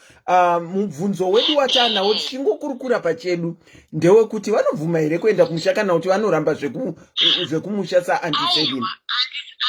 Andiselina haidi anoda kuudzwa kuti kana ndanga ndirini ndichataura nahaidi ndaimuisira zvese paground kuti anzwisise zviri kutaurika. Handiti muri kunzwisisa. Andiselina hapana tinogona kucontributa izvezvi tacontributa mari yaungana chaisa apa then tatumira haidi atora mari abhadhara rent atora mari abhadharira vana school fees atora mari atenga mapamba zvapera ko mwedzi unouya achaita sei ndiri kuzvinzwa hai yekutsvaga ruzevha inenge iri kutopa iyo saka tichataura nahaidhi kuti kokumbotsvagawo kuruzevha kwaungaende ukanotanga maprojekti zvinomira sei. Tauni handiselina haina kuipa, hatisi kuti kugara mutauni kwakaipa. Tauni haina kuipa, tauni yakanaka chaizvo, asi upenyu hwakareruka kumusha. Chatinoti upenyu hwakareruka kumusha chi? Mari yanga tinofanirwa kubhadharisa rent, imari inotengawo zvimwe zvinhu zvekuti vana vararame vachienda mberi. Ari paasiri kubhadhara rent, uyezve ane mukana wekuita zvinomuraramisa ari pamba ipapo. Handiti muri kunzwisisa. Nokuti muchiroja landlord waraiti toti vamutendera kuisa makeji ehuku ipapo, vamutendera kuisa makeji ehuku ipapo pachiroja, asi pachatoita vamwe vachakomplaina nezvazvo. Okay.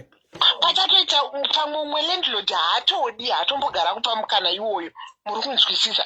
Saka isu hazvibetseri kuti tivape hove, ngativapei chiredzo, asi tinofanirwa kutanga tagara navo pasi. Imi mumuudza haidi situation yakamira so vanhu vari kutaura vachiti dai wainda kumusha waona pekuti ugare uri parusevha unokwanisa kuchengeteka uri ipapo, nekuti isusu haidi tikakwanisa kumurezera mari yekuti aite huku nemari yekutengera huku chikafu zvotoreva toti isusu nezvahaidi tapedza nazvo, haidi akuzviraramira achiinda mberi. But tikareza mari akanobhadhara renti akatenga chikafu mwedzi unouya oita sei? Odzoka futi hazvibudi. Aiwa, yerenti hapana bhengi ataura nezvayo hawo. Munhu wese aringotaura nezvekuti vakanotsvaga kuruzevha, vakatsvaga kaprojekti kekunzi vanoita ndo zvingabatsire. I think everyone is saying the same yekuruzevha iyeyo. Ndizvozvo handiselina, Thank you so, mumuudze izvozvo. Ndatendi. Thank you so much, Kola, for your contribution.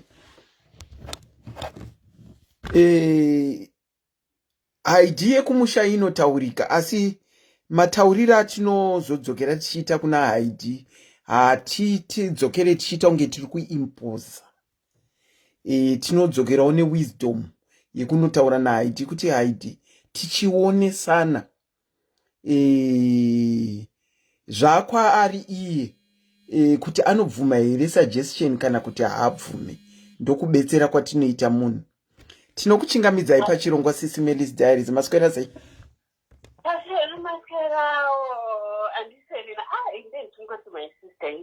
Ai, chero zvamandishedza izvozvo. Vamwe vakanditi mami, vamwe they feel comfortable kuti andise chero. Alright, andiselina. Ndabatsira ndikiro kakandi. Indangoda ndingorela zvimsibika.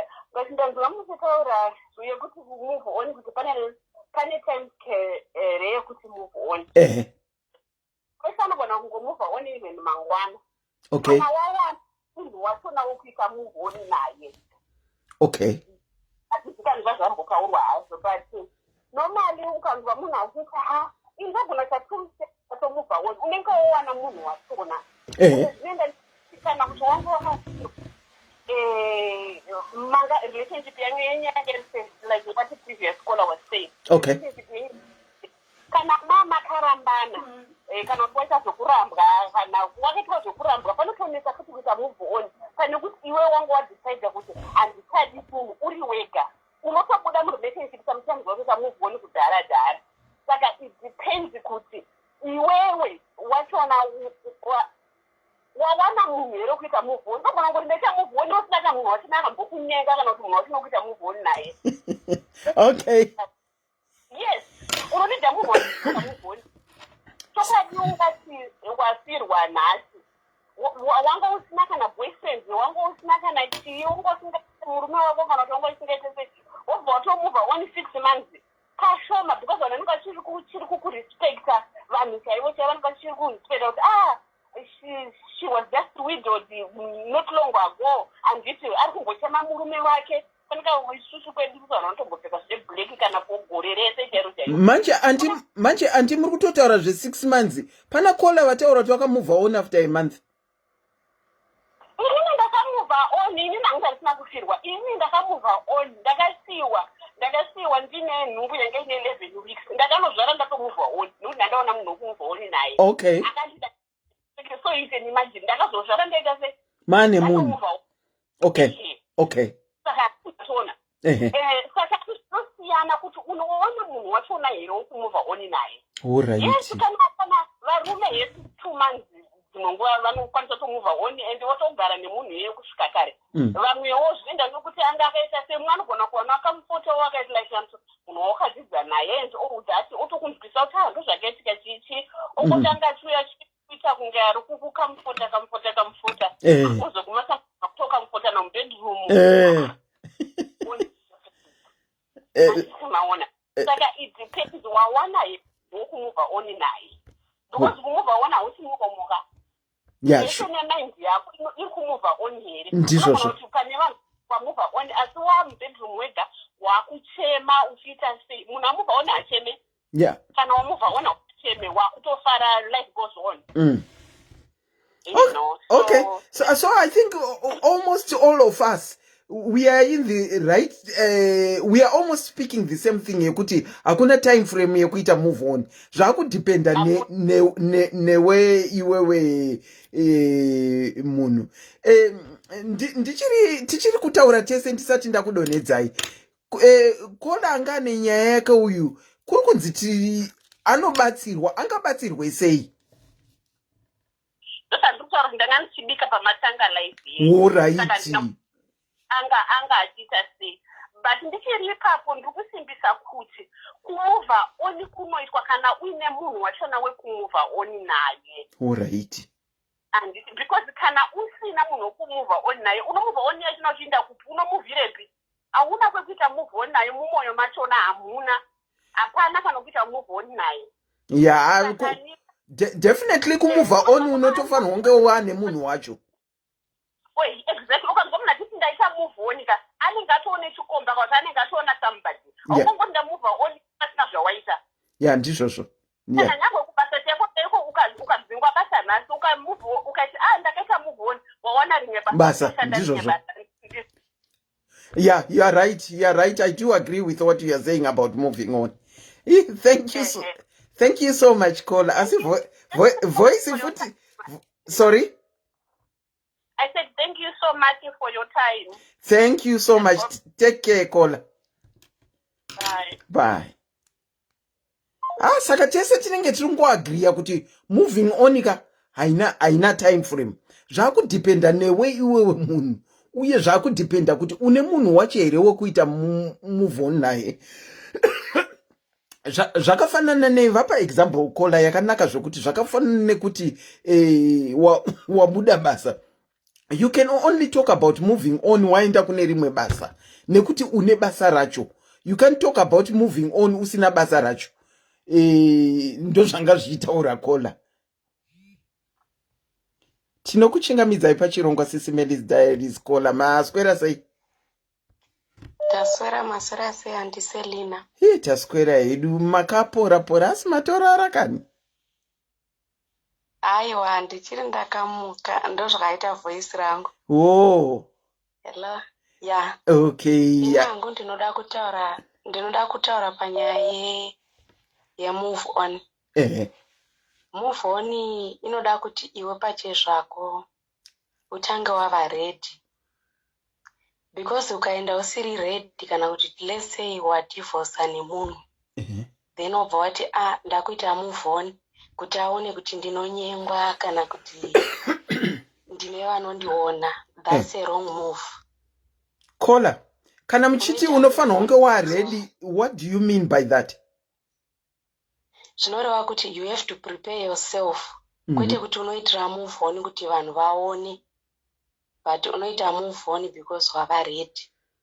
Okay, pane vamwe vanomuvhira on kuti vanhu vaone. Varipo vanodaro because especially vanenge vaita zvekurambana vaya unonzwa munhu kuti ndakutoita move on kuti akurumidza of which it's a wrong move. Vanenge vachimuvhira on kungobohwa mumwe wacho. Kuti aone kuti kuenda kwake hazvirevi chinhu. of which zvinenge zvisiri izvo. Saka pane imwe nyaya futi iripo pamove on. Lese une vana vako. Kana wakuita move on, haufanirwi kungotarisa mafeelings ari munyama yako iyoyo kuti ndofanirwa kuita move on because nyama yangu yakuda munhu. Unofanirwa kufungira vana vako plus kumuita move on is taking risk. Okay. Uri kutora risk. Saka unofanirwa kuva ready kuziva kuti kana pakaitika chaitika pamove on yandaita ndinogona kumira here ndichichengeta vana vangu, kana kuti inini lese munhu ndaitira move on ondidisappointa mangwana ndinokwanisa here kuzoramba ndichienderera kumberi pasina kuti ndichazosvika pakubhega mumastreets. Okay, saka muri kuti moving on kana uine vana ine ma-risk factors aripo ekuti munhu you should look at before you move on?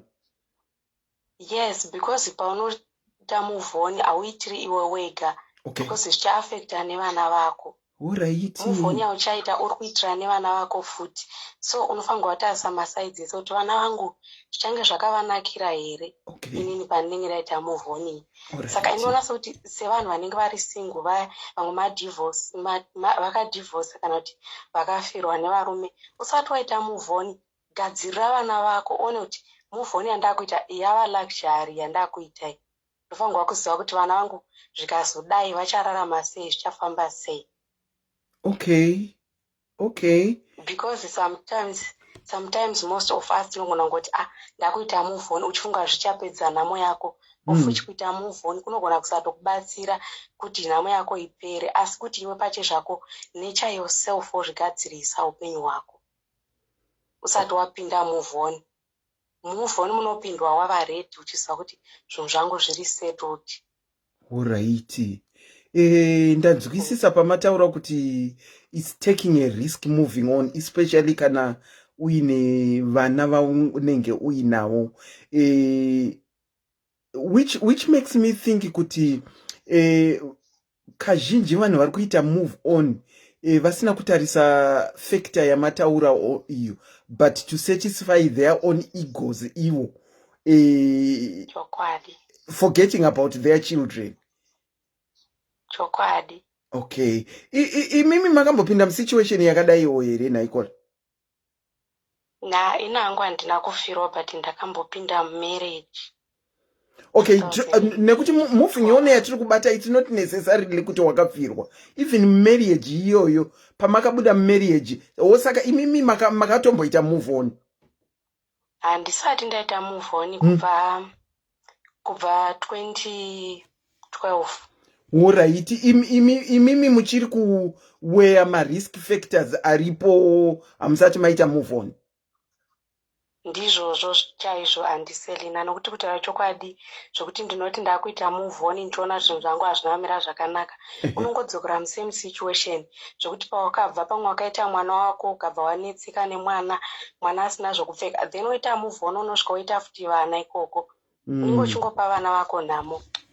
Aiwa, ndapabata. Kuti ugadzirire kuti pane murume kana kuti asipo, I can stand the grounds nevana vangu neupenyu hwangu. Okay, Kola. Aiwa, tiri kupanzwisisa. Still we are agreeing kuti hapana time limit. Zviri kumunhu kuti aweye ma-advantages nema-disadvantages ekuti anoita move on rini. Maita bring in the fact of looking at your children. Kuti you should look at them sterek kuti vanozoitwa cater for here mumarriage. Thank you so much, Kola, for contributing. That was nema points enyama amakanda iwayo. Thank you so much, and I wish you all the best in the event that you think of moving on. Oh, thank you, Auntie Selina. Tatenda. Bye. Good night. Bye. Wow. Tinokuchingamidzai pachirongwa SIS MELLY's Diaries. Maswera sei? Tasero Auntie Selina. Inini handina kunzwa zvangu kubva pamatangira. Okay. But ndada kungocontributa moving on. All right. Okay. Inini andifunge kuti munhu anongonzi aita move on chete kana apinda mune a relationship.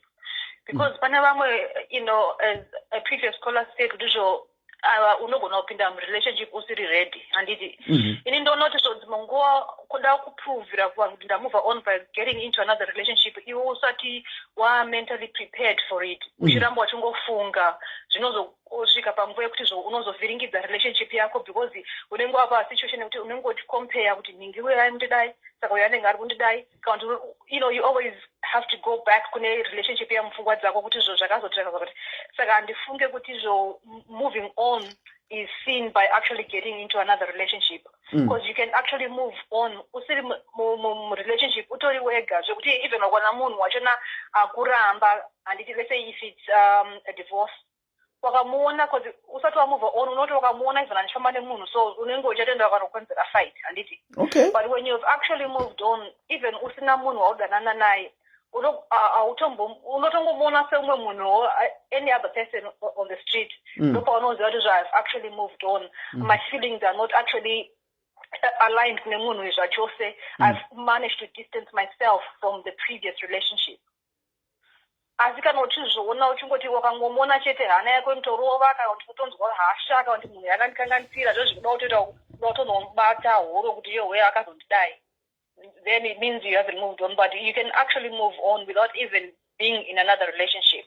Okay, I think the moving on that we are talking about is the is the physical move on. Ndo yatiri kutaura. I'm looking at what you have said here. You can move on, not being in a relationship. Wakango gara uri wega. I'm not sure. Can we put it under moving on? Because I'm looking at if you are moving a house, ungabuda mbama urere and say you have moved a house.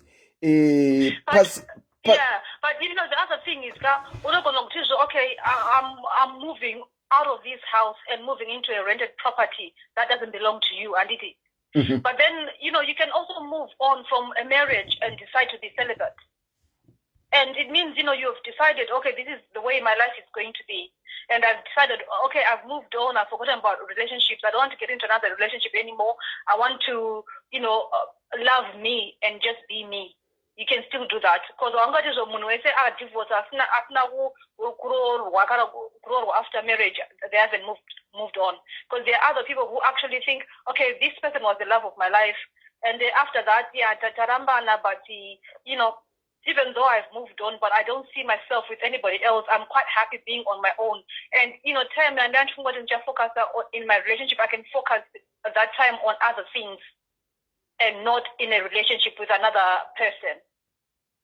Okay. Cool, Nesana. Well, that's how I see it. Because, okay. With me, my moving on was, okay, I'm going to do me and I'm going to be happy being me.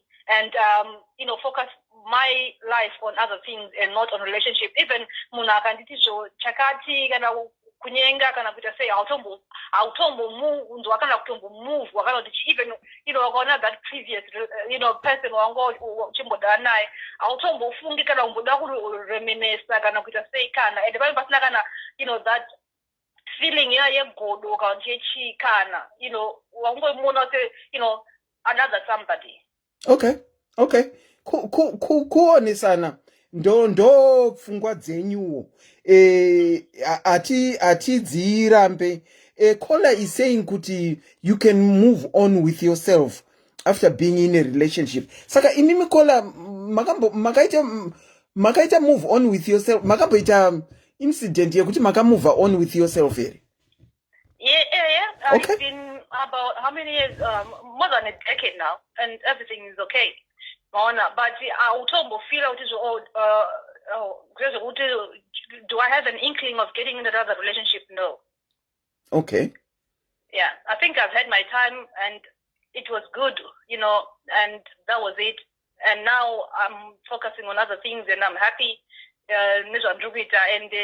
And antombona tell me no, I don't even think about it. Maybe it's just knowing what you want in life. Okay. And not because the thing is probably when we go into relationships which is what is very, very wrong, with most people. Because the Panama Akato and that's the end of the world. Because even maybe be it emotional and financial support. So that's when it's so difficult for some people to move on. Because the money and everything, pachapera mkaka ndiye achatenga, pachapadiwa rent ndiye achabvisa, kuti iye munhu yeye ndiye ane upenyu hwako mumaoko. So if that person leaves you, then it means your whole world breaks apart. Okay, saka mati ndanzwa zvakanaka here kuti unenge wakaperera, saka kana tichipinda marelationship muri kuti tisaperere here asikana? No, and it's good data, but the thing is, pane vamwe vanhu vana ngrini chingwa chapera sauti yapera. Maona. Musadaro vamwe asikana. Even kumove on kunonetsa because uchatanga kufunga kuti wekani munhu uyu mari yekutenga sauti mangwana ndichaionepi. Anditi saka zvinoramba zvichakurwadza every morning. But kana uchikwanisa kutenga sauti yako wega, at least pane chimwe chinhu chabviswa chekuti ucharamba uchingofunga nezvazvo mangwana. So you have less to be wondering kuti izo ndozoita sei ninganga ndidaranga ndirambe rendi ndozobhadharirwa nani vana vachadye chii maona. But then if you can support yourself, watabvisa imwe burden yaucharamba uchingofunga instead kuti zvounamate urare ucharamba uchingofunga kuti asi nhingi zveshwashwa angandisiyene vana ada kuti ndizovachengeta nei maona. So how can you move on mangwana kana uchichema about that person? Okay, all right. That's how I see it myself. You are perfectly correct in your seeing. No qualms about it at all. Saka kwa inakola, you can move on with yourself. Varikuti vatione decade vakaita move on. That is what the caller was saying. Imwe engo kudzidza hakuperi. Tatoonawo chatapika pane zvataurwa nakola. Ndosaka nchigara nchiti it's not kuti Auntie Selina vanozviziva zvese. Auntie Selina ndi host ndi presenter. Vanotooneswawo zvimwe zvinhu zvamunoona makadai. Yeah, thank you so much, caller. Okay, thank you, Auntie Selina. Take a very good night to you. Night, bye. Okay. Pano tinodzidza. Tinoonesana. Isi vamwe tiri open kudzidziswa. Hatiti nekuti zvatakagara pamberi pechivhiti-vhiti. Tiri kuzviziva zvese. Ndaona someone akomenta kuti Auntie Selina, that caller is very right. Imimi zvamuri kutaura handina kumbotaura kuti ndinozviziva zvese. I'm open to learning. Ndatodzidzirawo kaipo paya paanga achitaura caller. Saka caller, thank you so much. Ndinokuchingamidzai pachirongwa SIS MELLY's Diaries. Maswera sei? Taswera hedu maswera sei, Auntie? Taswera hedu, moving on. Makamuvawo on here. Makamuvawo on mega here. Kana kuti makamuvawo on as in moving on yatinongogara tichiziva ye moving on. Regai nditaure ndichiti ndakaita mwana wangu ndiri kuchikoro. Ndobva ndanetsana nemurume anga anditisa mwana anova baba vemwana wangu 2005. Okay. Then ndobva taparadzana ndobva ndadzokera kuchikoro. 2005 ndikatanga kuzvishandira ndichichengeta mwana wangu kusvikira 2016. Ndandine pain, ndine shungu dzekuda kuachiva zvandaida kuachiva. Okay. Ndobva ndasangana nemurume aida kuzondibvisira, Auntie. 6 months down the line abvisa kumba kwedu tichiri kuzochata muna August tisati tagara tese. Ndobva July ashaika. Sorry about that. So sorry about that. Maita hei. Zvakandibata ndakarwadziwa. Zvekurwadziwa zvekuti ndakaita confusion. Notanga kuchibvunza kuti ko ini ndindakaita sei, ndakambogara pesa apa.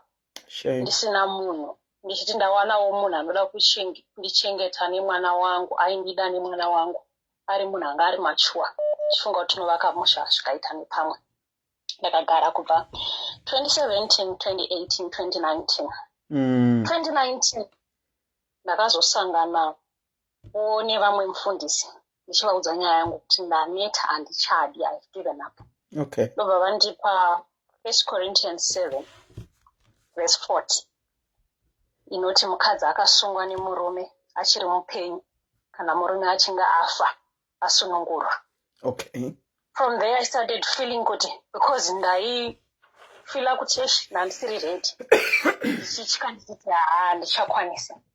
Okay. From there ndachipindurira zvangu kuna mai avo first ndichitaurawo nyaya yangu yekuti move on ine nguva here kana kuti, but basically ini ndinoti kana munhu uchinge wafirwa hapana time, asi chinodiwa zvizhinji ndechekutarisa situation yako sezvakaita mai ava kwawakabva woona kuti ndine vana vangu because nyama dzinotikurira indakafirwa ipapo plus ndanga ndichiri mwana mudiki. Vamwe vanozvigona havo but dzimweni dzenguva pane time yaunozviudza kuti handiroorwi kana kuti ndazvipira kurega, but pane nyama dzinongozokuudza kuti you need someone. Okay. Ndobva ndakazoitawo move on. It was not easy at first but ndaingoramba ndichinamata ndichingoti saka ndinosvika rini, saka ndinoti kuna mai ava vakaita move on havana kukanganisa, there is no right time because chinonzi munhu atotsungwa kana murume ari mupenyu as long as afa.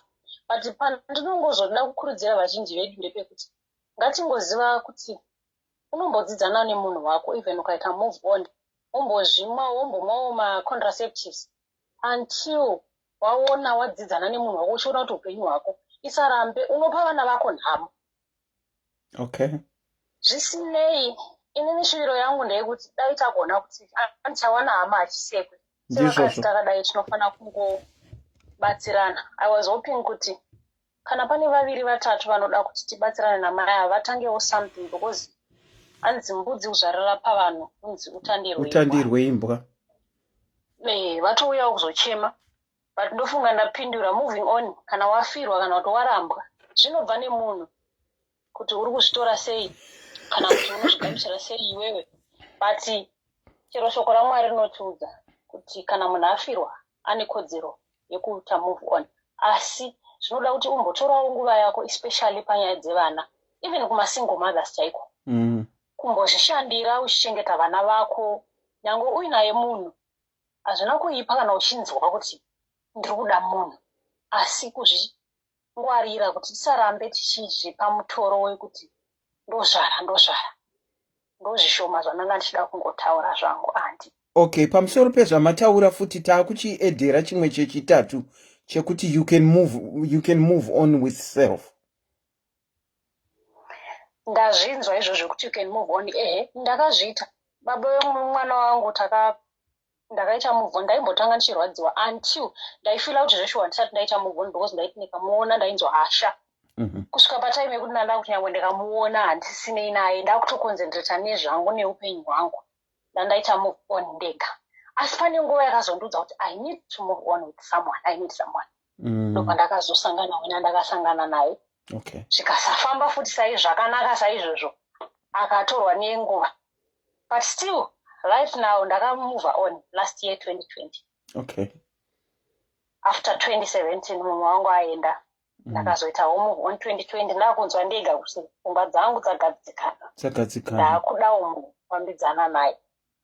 Ndakaitawo move on, asi ndiri ari kwaari ini ndiri kwaandiri handisati tingati tiri kungofambidzanawo zvekuti maybe with time zvikaita zvakanaka, but chandinokoshesa ndechekuti mwana wangu zvinezvi mwana wangu ari kuita form 6 gore rimwe.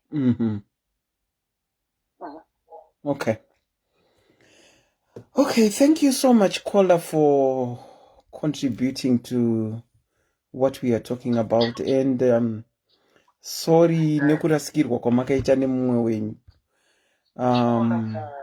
All the best with mwana wenyu ari kuita form 6. Thank you auntie. Take care and a very good night to you. Thank you. Bye. Wow. Tinokuchingamidzai pa SIS MELLY's Diaries Kola. Maswera sei? Hello Kola. kola vane mbenge wambofona futi ava iri kuita reconnecting kola maswera sei tiripo kolo yenyu inoti mukafona inoita reconnecting ndandototaura kuti vane mbenge wafona futi asi kolo yavo inenge ichingoita reconnecting network ndofunga ndiyo iri kundiwadza kuno maswera sei ndinofara hangu anti kana muchifara nayo nyaya iri muchirongwa iyi aiwa nyaya tiri kuinzwa moti chiiko wediwe ndiri kuda kungotaura zviri kutaura vamwe wangu kuti moving on inoda iwe wapedza kuchema kana uri uya wekufirwa.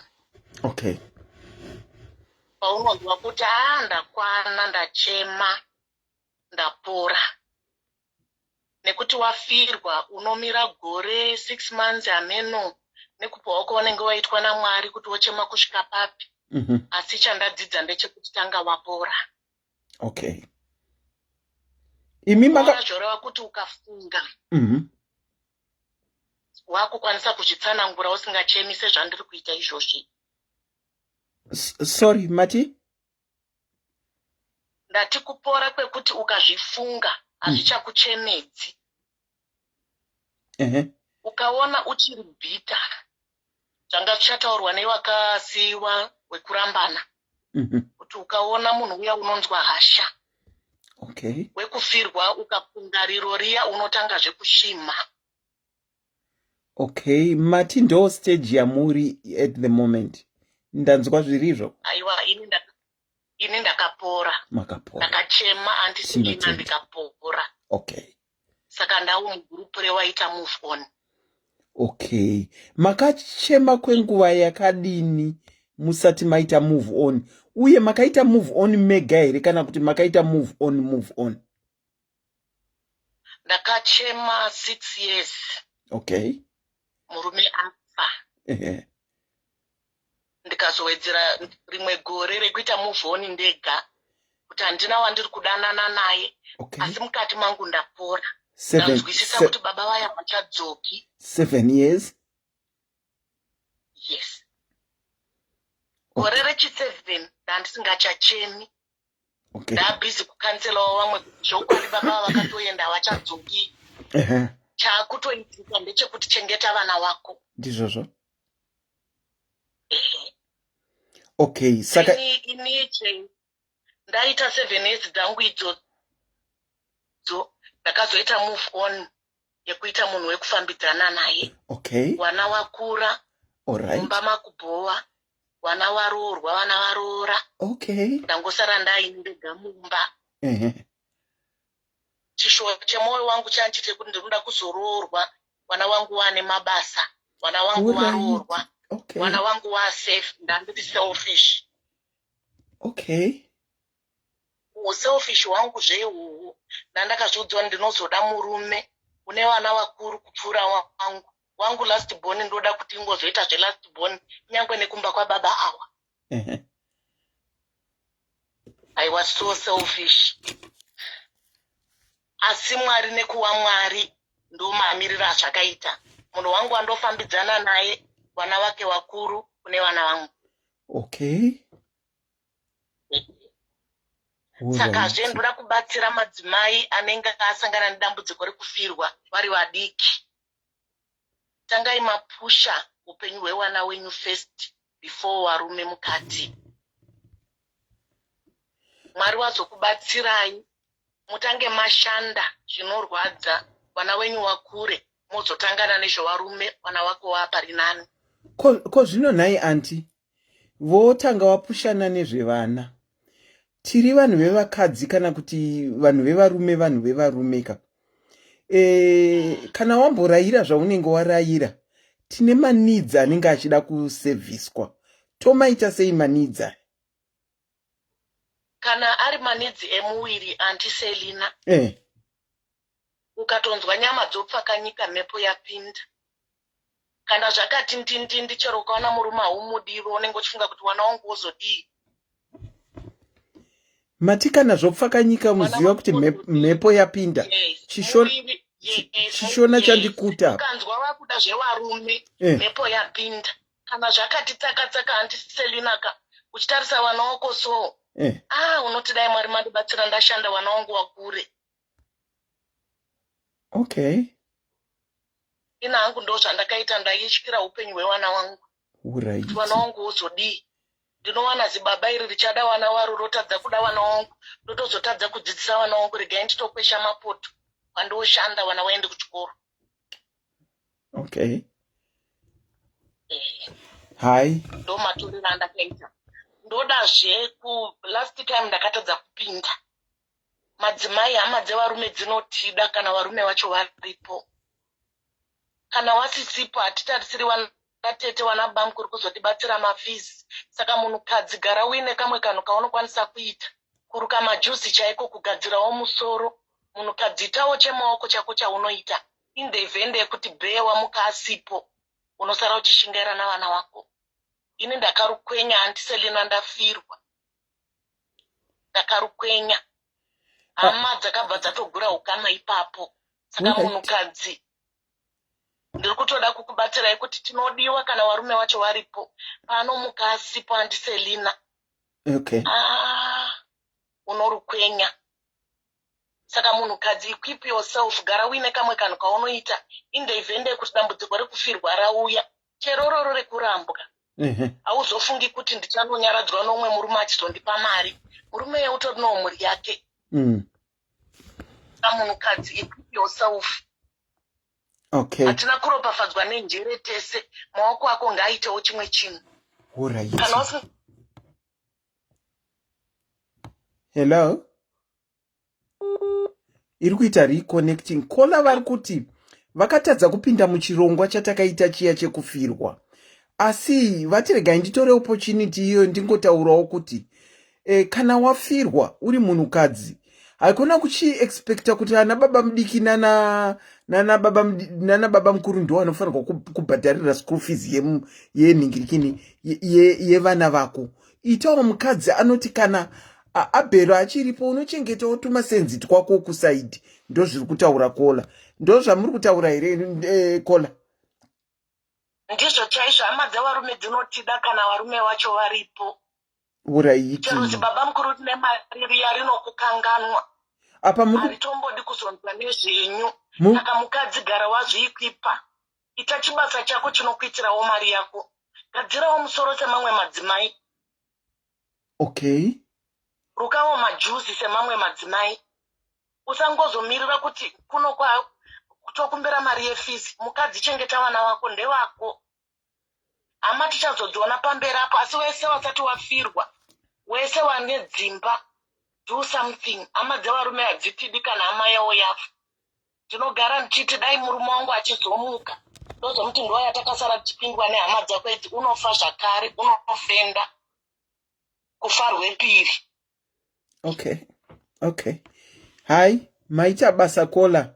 Ndinodavira kuti zviri muzheve medu tese kuti tigare takagadzirira. Anti vangoti vatiteke beki kuchirongwa chatakapedzera kuita chekufirwa. Vachititi wedwe kana mafirwa ikona kuexpecta kuti baba mukuru kana sekuru kana ningi ndiyo munotarisira kuti abhadhare maschool fees evana venyu. Ngatigare takagadzirira. Dzinokuchinjira, hama dzinokuchinjira.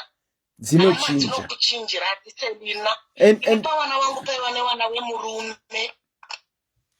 Ndokutotora iti vana vemurume ndoita sei. Zvikanzi murume wako asati afa mama kati muchaita sei. Okay. Saka makazoita sei nevana varume? Makazoita sei nevana vemurume? Aiwa. Kudenga kuna Mwari vakaropafadza vana vangu ndiri kuchengetwa nevana vemurume wangu zvekuti du. Mwari ngaakudzwe. Akudziswe. Aiwa tinozvitenda Kola, maita basa nekusheya. Ndinodavira kuti tose tiri kuzvinzwa. Kunyangwe neni ndiri pano ndiri kutozvipinzawo munzeve mangu kuti kana ndafirwa ngandigare ndakagadzirira nekuti kuita kwaMwari hakuzikanwe kuti ndekwarini. Thank you so much Kola for calling and a very good night and I wish you all the best. Iko zvinomati makamove on. Kwasara moving on. Mozotishedzawo kana moving on yakuitika. Thank you, Auntie Selina. Ndatenda movata zvakanaka. Bye. Bye. Kola vari kuti vakafirwa nemurume. Vakamboita move on vari vega zvanga zvichitaurwa nakola uya watati tadzidza kwaari. And then iko zvino vakaita move on, kwasara kuita move on yekunyatsowanikwa manje ndo yasara. Tinokuchingamidzai pachirongwa madekwane akanaka. Ndokumbira kuti mudzime redhiyo iri kuseri kwenyu. Okay.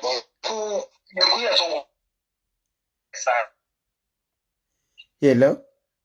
Makadi Antiselina. Rega ndiise maoko. Makadi baba.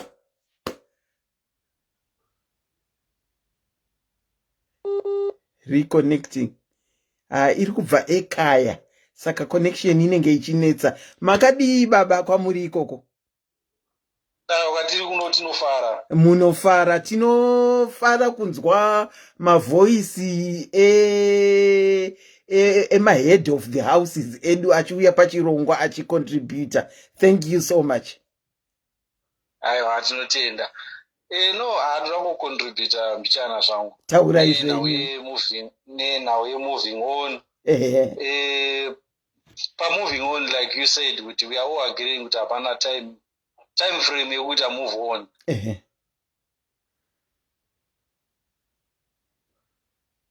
Time frame inawe yerudo raunenge uchiwana kumurume wako kana kumukadzi wako. Okay. Because sometimes it makes and you know kuti nowadays out there rudo randifenda karwana. And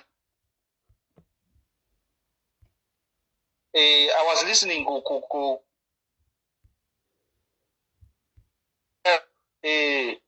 I could tell what kind of a husband he was to you. And Mabon. Yes. Of course, Rufaga akaita zvakaita, but I could tell kuti given a chance yekutera husband wenyu nhasi, you would take that chance with both hands kuti ndakuenda kune murume wangu. And Mazon. Kola muno professor here.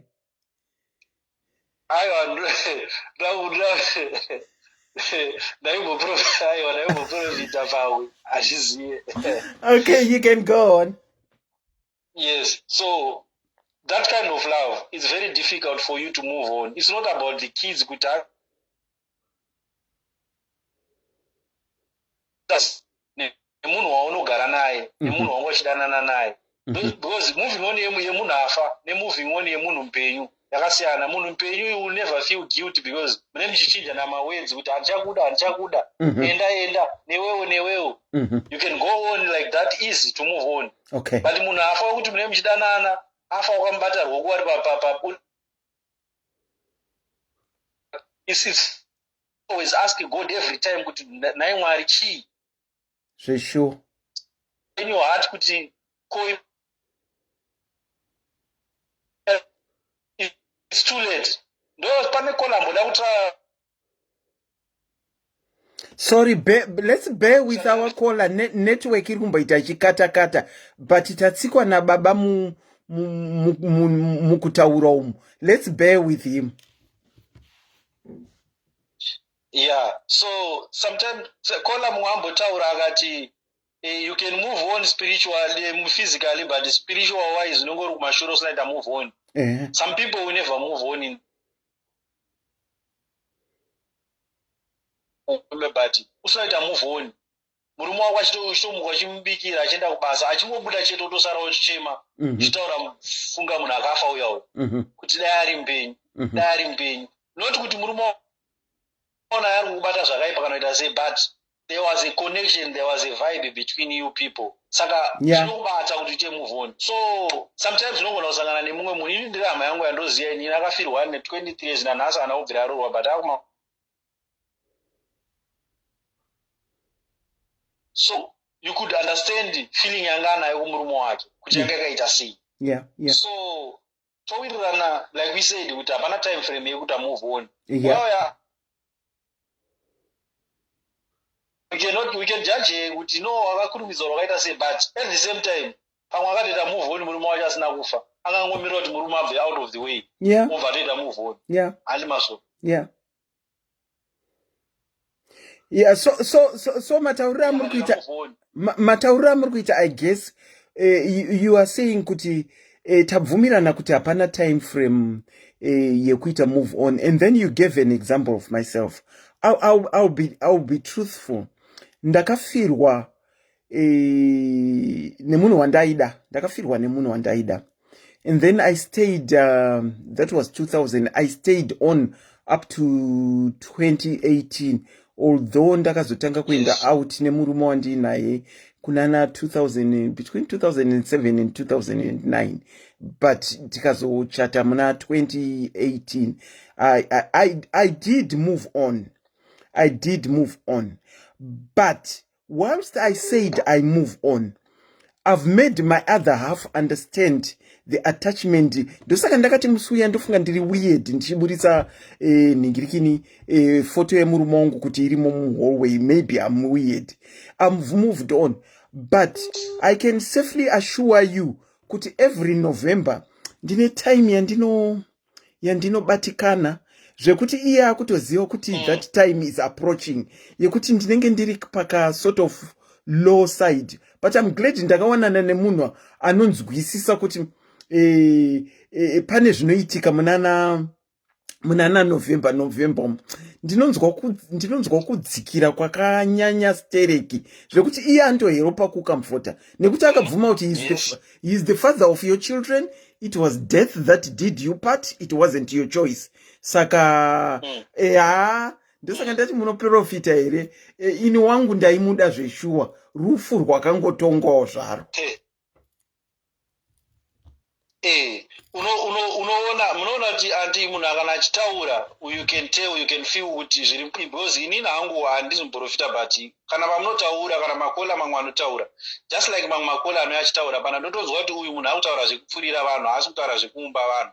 Koita mumwe wekuti unozwa kuti uyu akutaura zvekuumba vanhu, because just izvezvizvi tichienda kunhau yakola nematriplets, pane mistake andinoona iri kuitwa nevakadzi vari kuZimbabwe mazuva ano. This mistake,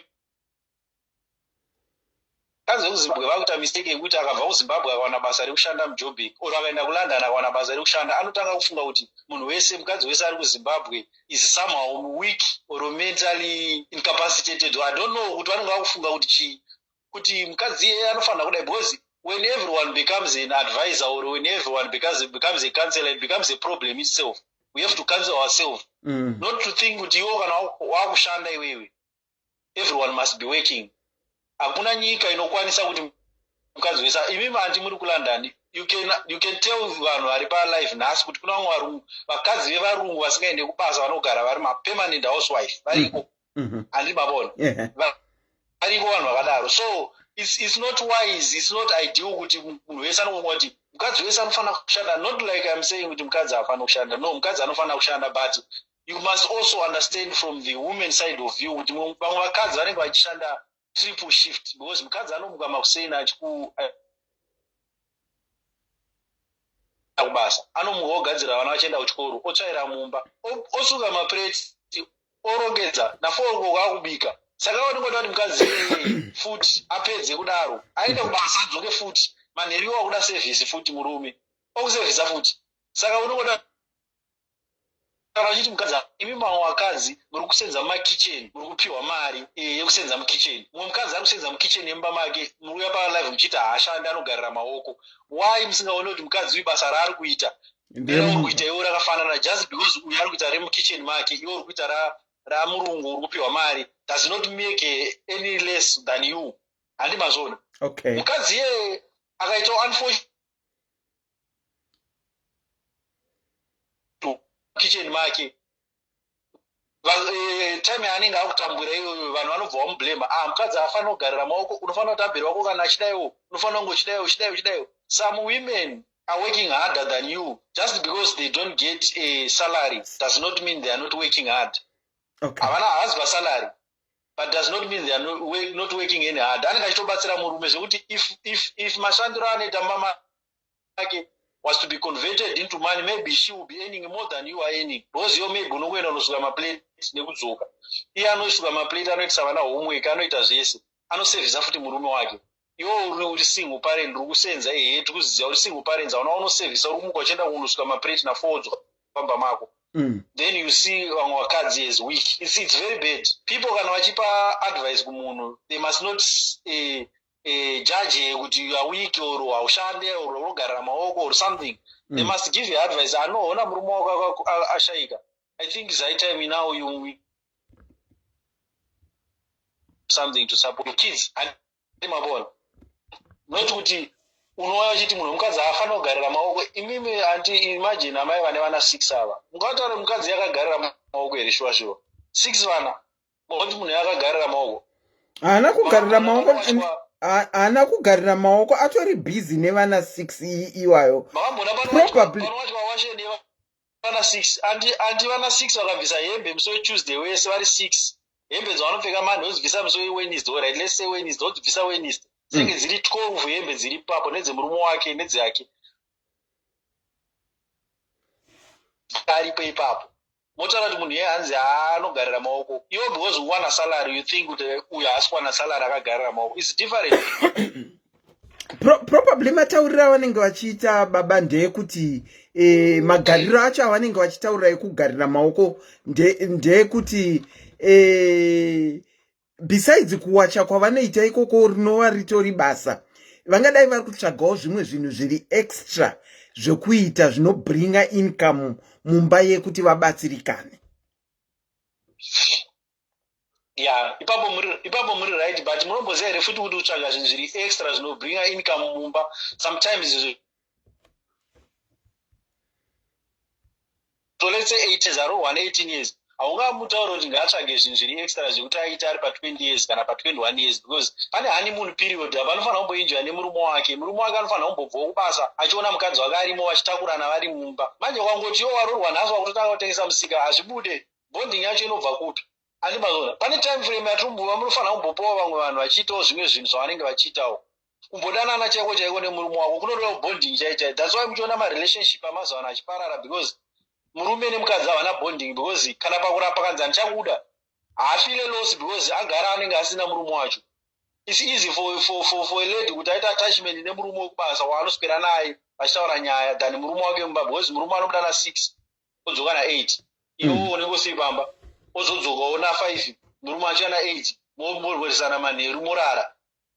Then bonding chaichai nemurume wako hamuna. When Friday Saturday murume anobuda enda kubhawa unoona bhora nevamwe varume zvapera. So where is the bonding? So sometimes pane honeymoon period. I don't expect mukadzi ari less than 20, 21, 22, 23, 24, 25 kuti ndinyatsomisa pressure yekunzi tsvaga zvekuita. No. Maybe kana kuti murume wacho kana vasina homari they can find something chekuita navo vese just like Zimbabwe mahasels ari kuitwa mazuva ano. Noona kuti haasiwo nemurume wako wamunoswera naye mese muri 2 muchitaura muchita sei you can develop your wife otherwise. Saka muri kuti zvinoita kuti pahoneymoon period mukadzi anofanira kunge akagara kumba here muchibonda muchiita malavidavi. Pahoneymoon period mukadzi anenge asina kugara kumba. Muhoneymoon period mukadzi anenge achikombera muhomba werudo kuti rudo rirambe richipfuta baba vachienda kunoshanda. It's not the unfortunate part that happens kuti murume anofa. Sometimes mukadzi ndiye anotanga kufa. So sometimes you have to use the time that you have. You have to enjoy the time that you have. If it means kuti murume anozotanga kufa iwe uzoda kushanda, yes, let it be. Vakawanda vakafirwa vasina zvavainazvo vakazotanga kushanda vakatanga kuita something. But honeymoon period is a must. Iyo inoita kuti dzimba dzichengetedzeke. Honeymoon period yakakosha. Zvino nhai baba mungaite honeymoon period kana bonding tichiziva kuti baba vari kuenda kubasa asi salary yavo iri kuperera kurendi yekudya chaiyo hatisisina kana yekuita zvimwe zvinhu zvinoitawo here izvozvo? Ipapo manje ndopandataura kuti kana zvadaro manje you can create an extra income yekuti munowana futi time iwo nemukadzi wako. You can create an extra income even kutenga kana madomasi ekuti mukadzi anenge achikombuda mumba achisevha vanhu achiita sei achiita izvozvo. Saka tatodzokera kumatomatisi izwa tutaura setup yevanhu vasina mari tutaura setup yekuti vanhu vasina mari yababa isiko kana mari yababa ichikwana kuti vadye vabhadhare rende vachisara neyekusevha yekuvaka imba nekuita zvimwe zvinhu ko kana ichikwana right kana ichikwana still inini hangu personally kunyange ichikwana ndinoti mukadzi wanawo chekuita izvo mukadzi wanawo chekuita but ini handisi kuramba zvokuti mukadzi awane chekuita mukadzi ngaawane chekuita but vana ngavazive time yekuita yekuwana zvekuita anti vana ngavativadzidzise chokwadi vana ngavazive time yekuwana its easy handiri kutaurira its easy kuti iwo nawo ndiri kudubai ndakunyenga uri kuzimbabwe togara tese ndokushedza ndichienda kubasa uchienda kubasa its easy kuti ndakakuti fork off yoti to fork off because value yangu chahamboiwana inini value yangu handimboiwana but kana tichigara tese tine bonding yatinenge tamboita one of the reason why mimi mune bonding nelate husband makatombogara naye murume musingashandi hani mazoni makatomboenjoya time iyo sorry dzokorodzai futi that was the reason why mune bonding mune attachment iyo nelate husband pane time yamukatombogara nemurume wenyu musingashandi handiti mazoni muchienjoya time iyoyo nemurume wenyu handina kola so handina ndakasangana nemurume wangu ndichishanda kuuniversity of zimbabwe ndikashanda ndikamuvha ndikaenda kulondro ndakashanda kuzambezi which was a subsidiary of londro ikavhara ikarelocata kuenda kukenya ndikaenda back ndikaretrenchwa ndikadzokera back kuuniversity of zimbabwe kunotemba saka handina period yandingati ndakambenge ndakagara. How many years, months, or you? Sorry? How many years was I what? Retrenched. Retrenched, and within that month I was back at the University of Zimbabwe, where I had worked for a very long time. Ndichitotemba ikoko. Ndiritemba. Okay. Yeah, maybe, but that time inodiwa and Selina anyway. Aiwa kudiwa inodiwa but musati maenda kapani chandinoda kumbobvunza. We don't usually get men contributing to my lives atinoita. Hence tinoramba takungotaura zvemadzimai because when we call for men to contribute kuti vatiudzewo zviri muterritory mavo avauye. Munofunga kuti chikonzero ndeche izvi ndakungobvunzawo hangu hazvinei netopic yatiri kuita. Chingave chikonzero chiri chei? Chekuita sei chekuti varume havadi kuuya kuzocontributa even tikakola for kuti men taurai side renyu varume havawanzofarira kuuya kuzocontributa. Okay. Reason ingange iri yei? One of the reasons vakadzi kana vachitaura panapa they seem like to be blaming nekuti matopiki makatasa matopiki ese anenge achingonzi anaabhero hapana matopiki eabhigero panongonzi abhero abhigero ari kupi handiti maponi but it's not like varume tinongotadza tisu every day. Sometimes vakadzi vanototikanganisira because murume ane period yake yekutadza. Mukadzi akadzikamidza akaita vana 3 akangosvika 30 years ndiye anenge akutonga mumba musambobve makanyeperwa ati maona mukadzi ari pamberi more than 30 years achibuda mumba ndiye asarudza iyoyo. It's very rare zviriko kuti ani more than 30 years abude mumba but it's very rare because murume anotonga achiri mukomana achiri kupisa akangosvika kuma 30 plus years. Munoziva zvinozotipa kuti titaure kuti ana abhero nekuti imimi ana abhero vacho hamudi kuuya kuzozvimiririra. Ndakaita topiki imwe yatakambotaura nezvekufirwa nemurume kana kufirwa nemukadzi. Takaona murume 1 akanyora iri tsamba yatakaverenga. Hapana kana mumwe murume akauya. Saka kana tichishedzera varume kuti ngatiitei varume nevakadzi hamudi kuuya. Saka tinopedzera tangotaura kana abhero. Yekufirwa ndakatoseka zvangu ndakati tisu varume tinofaka saka hatikwanise kuuya tiri zvipogo tisite tinofa because makada zvitarisa varume ndo vanofa nguva zhinji ati munotistresa nguva zhinji. Tarisa shuwa nguva zhinji makapinda mumalokesheni munoona kuti dzimba dzese dzakasara nevakadzi munotiuraya ndimi. Saka zvese isusu vakadzi tisi tinongonetsa. aiwa munotiuraya havakadzi munotiuraya zvenyu munotiuraya hakutiuraya munotiuraya hatimbode kuyeba zvinhu zvandikutaura kuti mukadzi akangodzika midzi pamba chete akangonzi ave pano zvatopera murume anenge akutochiona. imi munenge abhero futi baba vangu.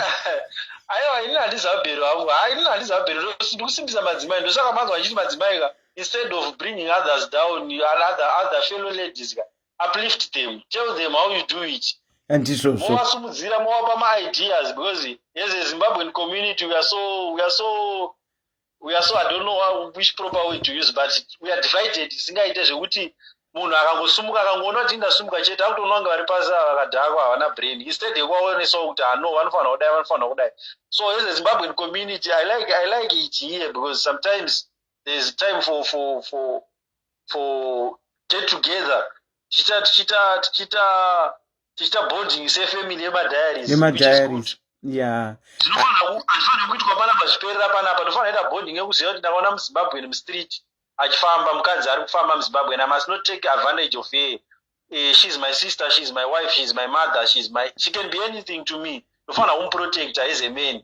Likewise vakadzi vakaona mumwe mukadzi achitambura they must not mock kuti nda kumbopa a good example zvakafanana nemachemera aimboita Olinda pamalife channel. Waiona vakadzi vamwe zvinoita kunge vanenge vakutomirira kuti adai vari kwakadzi vakadaro, but it's not good. It's always good to pass some hugs, some love to other women kana ari patime. Vakadzi vakawanda vanopinda nemasituations akadaro. I just gave her as an example because she's a famous figure anozikanwa nemunhu wese, but zvinhu zvinoitika kuvanhu vakawanda. Vanhu vakawanda vacho vanenge vachiti tichaona kuti anosvika kupi nemarriage. Aiwa, muri kurevesa. Saka what we try and do paSIS MELLY's platform is reconnecting. What we are just trying to do nemaprograms edu atiri kuita is even mukufirwa imomo matopics ese atinoita is kungowanikwa tichinzwirana tisave vanhu vanotarisirana pasi. Ndosaka tichingoramba tichipreacha panapa kuti hatidi vanhu vane negative attitudes kana kune negativity kwawazvidzwira kana kwawazviona siya zviriko kana wauya pano toitawo se different people. Regai ndikutendei nekuuya kwamaita pachirongwa baba. Tinoshuwirawo kuti varume muwande muchirongwa izvi. Chida mukangobatawo SIS MELLY kana muchida kuhosta program dzevarume munogona kuvabata kupeji kwavo mungoti SIS MELLY ndauya ndirambotaurawo nevarume timbomirawo kusaidi titeerere varume muchitaura. Maita basa but ndisati ndaenda hapana kola vamwe vazombobata 1 Corinthians 7 verse 40 vataura but haisi verse 40 verse 39. Hanzi 1 Corinthians chapter 7. Kana vakateerera ngavaverenge vasvike kuchapter 40 kuti inotaura kuti kudii, because ndakaona kuti mufundisi wavo vakavhurira pasi vakagumira munzira vanofanira kuverengwa. Ndofunga vangoningirikira, ndofunga vangoresva mavhesi chete. But zvavanga vachitaura manje nezvakanyorwa paKorinte zvakasiyana. Ngavaverenge futi vapedzike kupedzisira, because inozotaura kuti zvinonyanyofadza kana ukagara uri wega, kana wafirwa zvinonyanyofadza kana ukagara uri wega. Ivo vakagumira homze. But anyway, maita basa. Aiwa, tatenda yedu weduwe uyai muzombotihostawo kani batai SIS MELLY kuseruko mutaure navo. Aiwa, tinouya. Tatenda zvedu, tatenda. Kana tatoona varume kudai aiwa tinetenge taakutongo sorry spread mawings edu. Ndinokuchingamidzai pachirongwa SIS MELLY's diaries, just hold on. Kana taonawo ana baba vachiuya vachitizotikuta kudai aiwa tinonzwa kufara. Tinetenge taakungoti chero zvavari kutaura tinetenge totedza nemo nekuti tinovadawo varume kuti vange vari pakati pedu vachitaura. Madekwana akanaka. Ndinokuchingamidzai pachirongwa SIS MELLY's diaries. Maswera sei? Taswera kuti maswerawo. Taswera. ndakateerera baba vachitaura. I think vari very smart. Very, very smart. Yes. Kuanza mubvunzo wamabvunza wekuti varume sei vasingauyi. Sorry. Varume Hello? drama. Hello? Hello? Muri pa loudspeaker here? Oh, inenge iri kuti. Inenge iri. Kana kuti mune ma-headphones? Okay, hande yedu. Analysis yangu inaendana nekuona kwa baba vataura.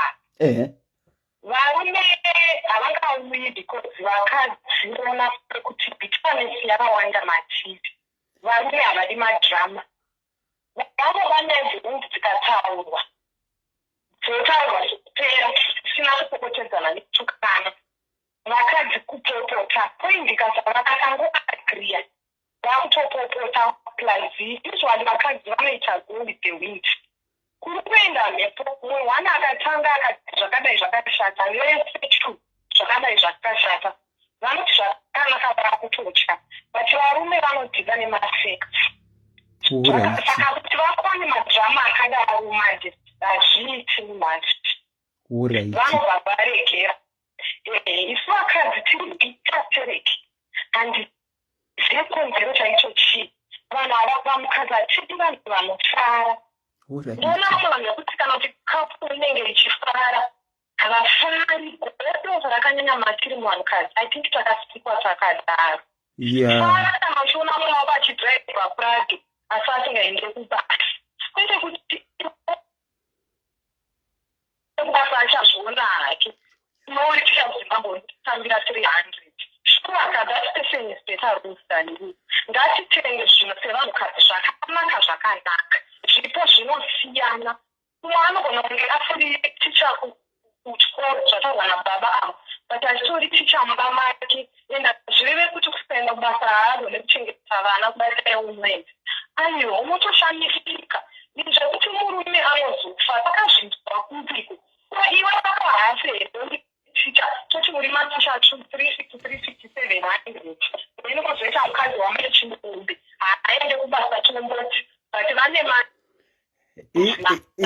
700 muri 2 ungashaine here mukadzi wamai chimumbi for example ngatidzidzire kusaita guro kana ngatidzidzire kuti kune mareasons akawanda anoita kuti vamwe vanhu vasaende kubasa umwe haendi nekuti ane disabled child kola foni yenyu hatiri kudzana kunzwa kana makomenzi arimo vari kuti hatisi kuzvinzwa. Asi nemwoyo wakanaka matichaura zvakanaka regai ndizodzane mwoyo. Hello? Ndozokushaya umwe musi. Sorry kola, sorry about that. It's all right, my love. Okay, thank you so much. Foni yako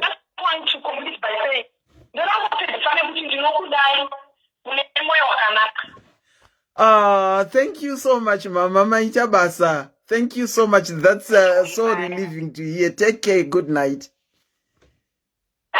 Bye. It's unfortunate phone yakola yanga isiri kunyatsonzwika zvakanaka in network. Aiwa ini nangu kunyangwe tazembenge tapoya takunotaura zvatani takutaura nababa. Aiwa ndafara kuti takutwa nababa pachirongwa. Mama vabva apa vanga vakupindurawo baba vanga vachibva. Vanga vari kuti kana ndanzwa zvakanaka because phone yavo yanga iri kushashira.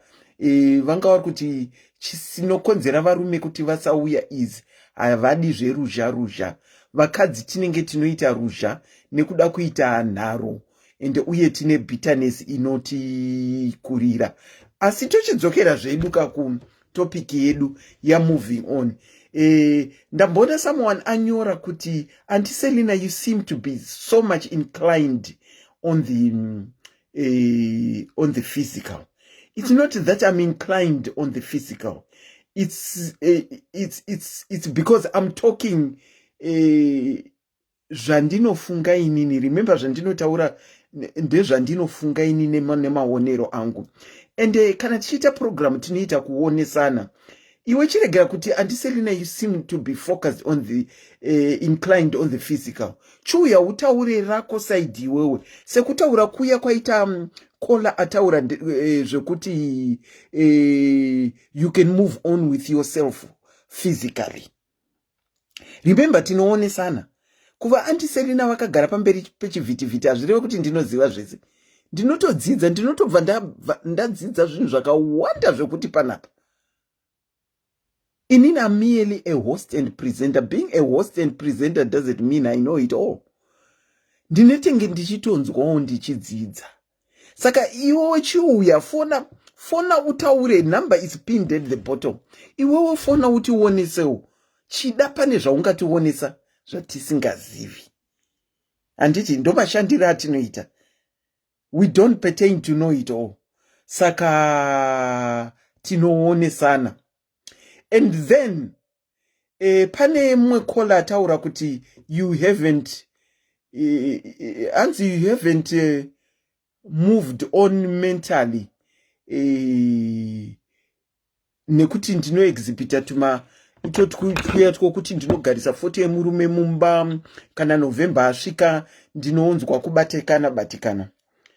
Remember, ukanditswinya ndinorwadziwa ndichiri munhu wenyama. Anditi hazvireve kuti kana munhu ashaya zvinoreva kuti forget. Ndakafirwa namai vaive mai vangu vakanditakura 9 months. Hazvireve kuti ndinombofanirwa kukanganwa. Ndakamuvha oni mukufirwa namai, but I haven't forgotten. Even if you moved on, it doesn't necessarily mean zvakaitika kumashure zvakaitika kumashure. Saka unomboita ka period kekuti unenge uchizvifunga. Ndakafirwa nemurume wandakawadzana naye ndikabereka naye vana 2. Saka munhu wandakange ndine attachment naye. Ameno kuda pane vamwe vanhu vanokangana takasiyana. Pana vamwe vanhu vanokanganwa takasiyana. Tinokuchingamidzai pachi. Manje regai ndidaire iyi nhasi. Regai ndikole back iyi. Kola ndinokuchingamidzai pachirongwa 6 digits. Makadiko. Tiripo makadi zvenyu. Ndi mofu H46 vadzoka. Mofu 6 digits. Ndiri kutoudza makona kuti regai ndidaire iyi. Ndikola 6 digits. Yes. Kwakadikwa muri ikoko. Aiwa, kunokuri right. Tinokuchingamidzai pachironga. Imimi ndimakaita move on with yourself. If I remember very well, tichitaura last time. Yes.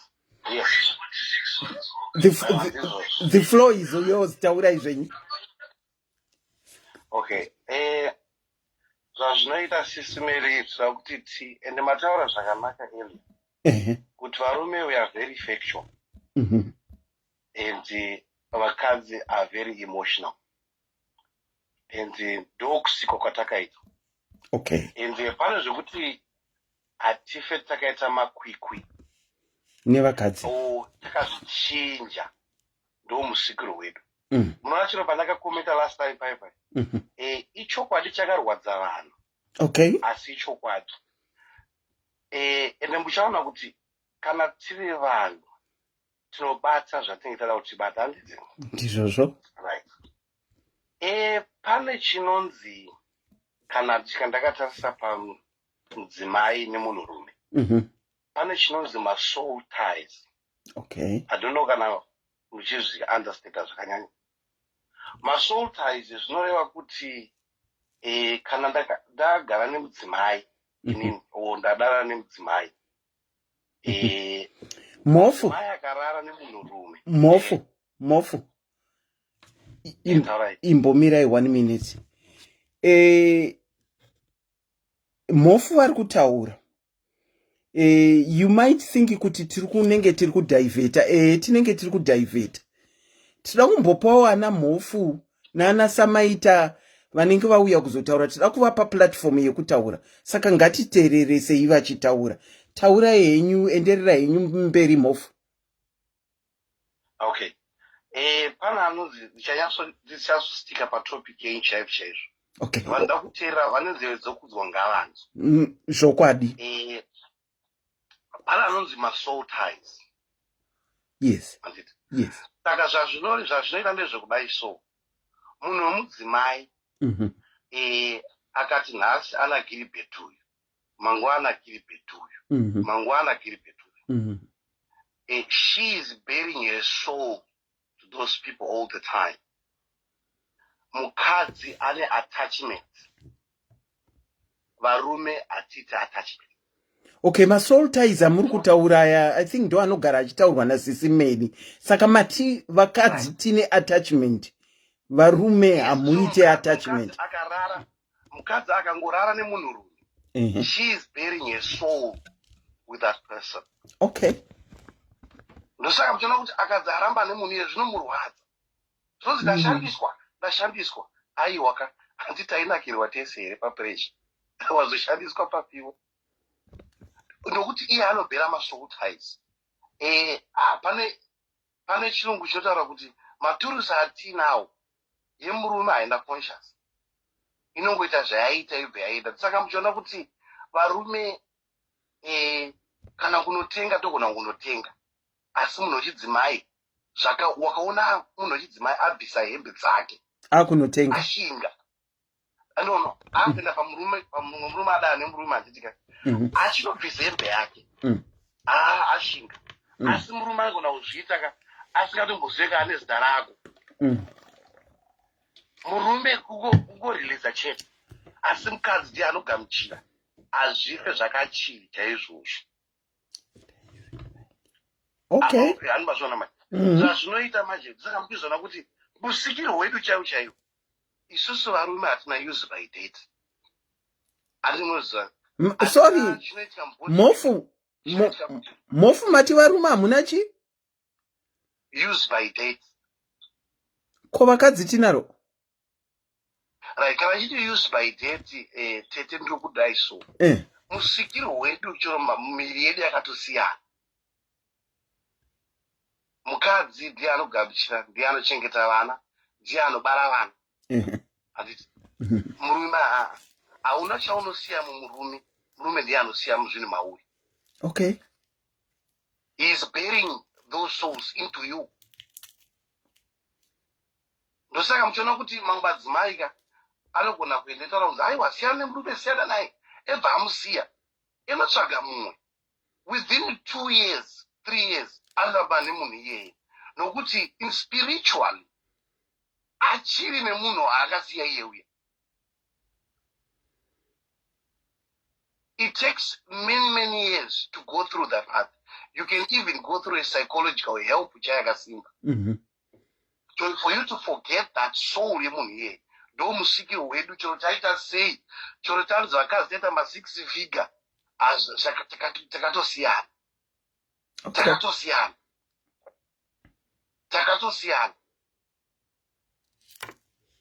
Saka ipapo takapanzwisisa ndopamuona kuti ndo pane madifferences. Ndosaka zvichidzi it's difficult kuti mukadzi aite let go. Anogona kuti aendeka but kuti andabai akagumbuka ari kuradza murume vana ari kuita sei ari kungorwa inyaya yemasoul ties. Iye mfunga dzake ari kuti hadichada. But the soul is dragging her back to that person. Okay. Mabazwisisa. Ndiri kutry kuzvinzwisisa. Yeah, it's a scientific thing anyway. It's written everywhere. Vanhu vari kona kutarisa kana banana Google and everything and read about it. Unyasonzwisisa. Okay. Si vanhu vanofunga kuti nhasi wakasiyana nesei uri murume nemukadzi. Mukadzi akasiyana nemurume nhasi mangwana akaita kana boyfriend mwenyowani zvinopera hazvipere.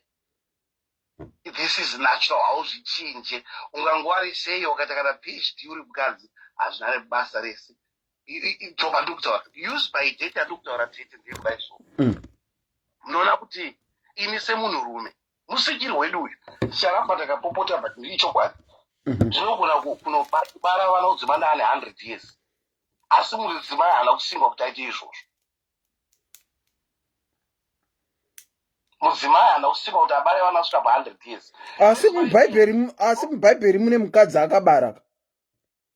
But tete dautaura chokwadi kana wasvika pa 40 usina mwana uya no man's land zvakutooma zvakutonetsa ndo panobuta madhudhugov kaya madhudhugov anozotinetsa nokuti nyama dzako hasina kubatana zvakasimba semunhukadzi. Asi murume zvonga achifamba chete anobata. Okay. Ndo musikiro wedu whether tozvida hatizvide vanhu vanopopota asi ichokwadi. Ipapapo tofanira kugamuchira kuti kana uri mudzimai gamuchira zvaunazvo semudzimai, kana uri murume gamuchira zvaunazvo semunhurume. Haugone kunzi Father's Day yapfuura kunokuti happy Father's Day uri usiri father. You're not a father, man. Come on. Une zvawakasikirwa zvose zvemudzimai, une zvawakasikirwa zvemurume. Saka masoutaiza ndo anonetsa kuti vanhu vaite move on.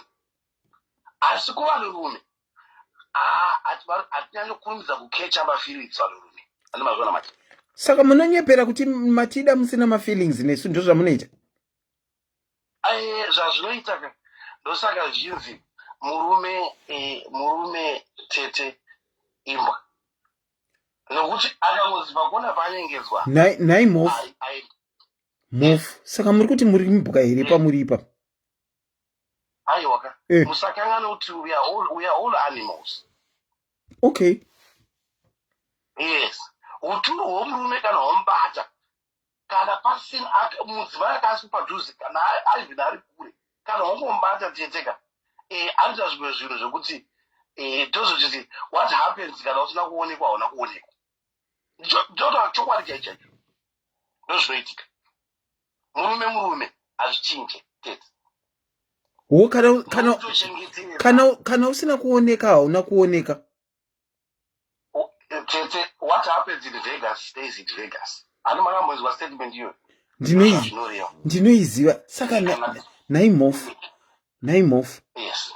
Muri kutaura kuti ndo zvakutipa kuti tione increase yezviri kuitika here izvi mazuva ano izvi. What happens stays in Vegas. Kana usina kuonekwa hauna kuonekwa. Ndio increase yekuti kana murume asvika zvasvika pari kana zvamubata anongogona kutsvaga kunyange mumwe wenhingirikini yake. Chiri kunyanyoitika tete ndechekudai so. Dzimwe zvinonyaya dzakasiyana. Vamwe vanoita hondo dzemubedroom nevarume. Kana waita hondo dzemubedroom vochishandisawo turusi yavo kuti vakontrole murume iye. Iyoyoyo ka it's a strategy inowanzoisa failure nguva zhinji. Nokuti anoziva kuti kudzoku varume tiri vashoma madzimai akati wandei. Kana uri 6 figure chinokunetsa chi unotsvaka ka spring chicken ka. Unotsvaka spring chicken. Vaya kutoti chibereko chichiri kutamba ikuona chibereko chatsamwa. Zvino nai mofu imi mune 6 figure. Andiserina vada kusvikawo kuJoburg kuHaiti kune 6 figure dzenyu hamungava ngovatengerawo tiketi. Munozva kuti show yandinyanyoteera stereki ndeyenyu. Okay. Ivo handisati ndanyatsovateerera ndanyatsonzwisisa kuti shamfamba sei. I actually enjoy my topics amunobudisa a lot. Pane one I think yekufirwa here. Yekufirwa or something. Nangoiteerera a little bit. It was a very late akataura something very interesting. Okay. You know. Yes. But asana yasovateerera. Iyenyu ndiyanomukira makuseni zviiteerera. Right. Mune matopics ari interesting. But chatara kuti ndizama kuvatreka kuti tikavateerere sei kuti nyaya yacho iri kufamba sei Haiti. Hainetse kana ari madonations titori varume vachagara vari pano. imi mofu ndatoona kuti you are here to stay imi. Aiwa, hakuna kwandiri kuenda. Vaya vanenge vachipopota vaya itotiza ndini. Okay. Iva pano isu. I know, but I think mazvizwisa nyaya yemasalt ties. Aiwa, ndainzwa. And the longer you stay nemurume, the more you bury them. Murume haasi anogamuchira mudzimai. Chero wakawana 6 figure, chero wakati wakasimba uri murume, hauchina zvemurume. Asi turusi yako iyoyo chete changogamuchira mumwe murume chete. Saka ipapa nematauriro amaita mhofu. Saka can we safely say kuti varume they move on even one day after kurambana kana kufirwa nemukadzi vanogona kutomuvha in even one day on? No, ipapo nemaonero angu handingataurise kudaro. Maonero angu andakatarisa murume as he gets into a relationship, and he gets into love, anononoka kubata mafeelings aya. Right. Abasa mafeelings aya ngatisafirwa nemukadzi. Murume anokurumbidza kuti aite move on. Nemaonero angu inini. Okay.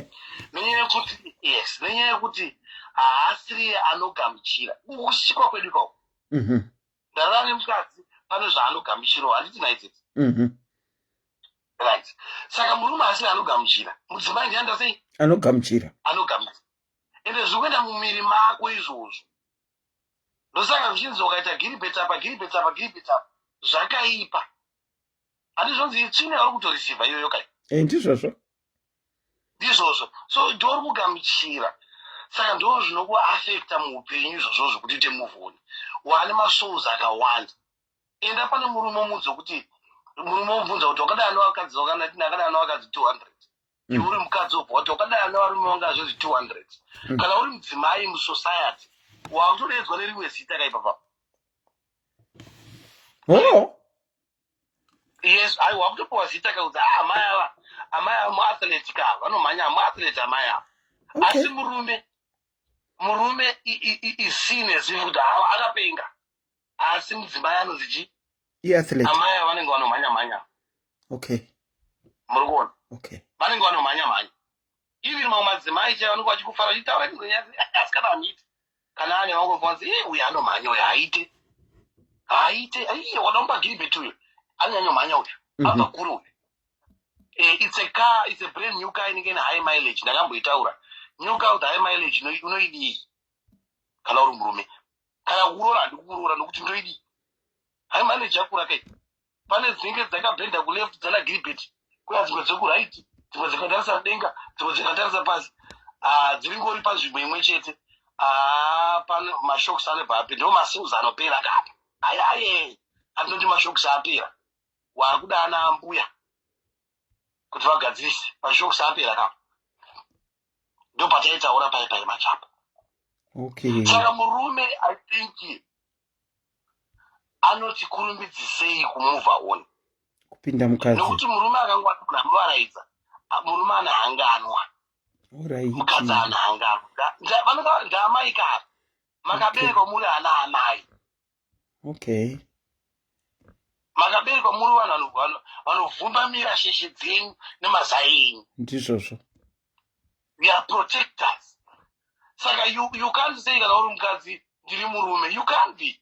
No. Because murume akavhumba mire. Nhasi uno murume akakusiya ukamunyima vana akaiguma vana ivava. Anotofa kutoita mwana nemumwe mukadzi. Kutokanganwa utanga nevamwe vana. Kutofara nemumwe mukadzi. Ichi chokwadi chandiri kutaura. Okay. Varume. Asi munhukadzi kuti aite moyo wokubereka wakaoma. Stereki. Moyo wakaoma, but kuvarume wakaoma manje. Murume ndakakuti attempt first time kuda kuona vana wakaramba, second time wakaramba. Ndakakupa mari maintenance. The next thing ndatova gigi, ndatova nemumwe munhu ka spring chicken. Kushondesa chi. Ungaringa suspension yakanaka, mashocks akanaka. Handiti ka spring chicken. Size 6. Haikona Jojo tengi. saka mofu muri kuti ndiri Jojo Tengere ndozvamukutaura. Aiwaka tete zvandokutaura handizire zvokuti I think ndambotaura baibe kuti chi kana ndigere nemunhu whatever happens taroora nativa okay, but kana ndaunotsvaga mumwe munhu handiti ndinotsvagawo mumwe munhu on another level. So ndiri munhu wechirumeka ndinotsvagawo young person. Ndichokwadi ndandokutaura chi a younger person and who is more appealing to me at that moment. Those are looks express. It's an expression. Ndimi uyo muri kuexpressa imimi zvenyu pachenyu. Yes, inini netimbi rangu handitika ndokwatonanga nenyaya yekuti you buy what you can afford. Unotandadza unosvikira. Vanhu unoita hauna haro but unotandadza unosvikira. Kana uri Gilbert unotsvagawo kuti unzwewo kudiaspora une madzimai anda kunza vanhu ava ma-etiquette women aya mazupko manyowani kaya anosa mazupko manyowani apinda unotsvagawo mazupko kaya. But I'm just saying kuti in general that's what happens. Sorry caller. Vakoma rati aiwa hamusi vakoma rati mkondo, you are asking are we still on the topic here? We are confused. I think I mentioned that sometimes we do personally I do allow diversion. Can discuss a certain topic. So we are diverting a bit. We are still on the topic but we are diverting a bit. Nasi mofu 6 figure vauya vari vakakula down. Asi mofu munoziva kuti muchandirovesa panapa pane zvamataura. Aiwa chokwadi chinorovesa. Mofu mataura zvema Jojo Tank. Muda kundishaudhisa kuti handiseri mamuchisekerera mofu achiti maJojo Tank. Inini personally hangu personally, I'll be honest. Personally, I'm not offended by so many things that offend people. I'm proud of my body. Yes. Ndiri Jojo Tank pandiri pana. I'm totally proud of my Jojo Tank. Kunzi Jojo Tank inini hangu personally, I know it offends some other people, and I do apologize on behalf of Mofu if anyone has been offended by what they've said. But inini I don't take any offense to that. So yeah, kana shama my expressions aya nditi toda kuti vanhu vanzwisise vaziye vasangojamba chete. Anditika my expressions are they mean this state. Anditika you find kuti zvandakaita izvi kana itaura expression iyoyo ndinogona kunge ndiri munhu anoda munhu pamwe ari average pamwe akatosimba ndo wangu iyeye. Varume takatosiyana. Vamwe vanoda vakasimba, vamwe vanoda vamwe vanoda vatete. Zvinongosiyana. Saka it should offend munhu nokuti even munhu akaunda anogona kuti kandonda kakamedza plastic. An expression you want. Kandonda. Society atinoda usa offend with anything. Kana uchiona kuti uri very offended ka shega kuyapa platform pana nokuti pataura zvakawanda zvarume murume azodai yakadai. Ative offended guys. Tototeerera tichitodzidzawo kuti okay ndo expression iyo nyowani iripo mazuva ano. Wakona uri offended it means you are blinkered, you are one-sided.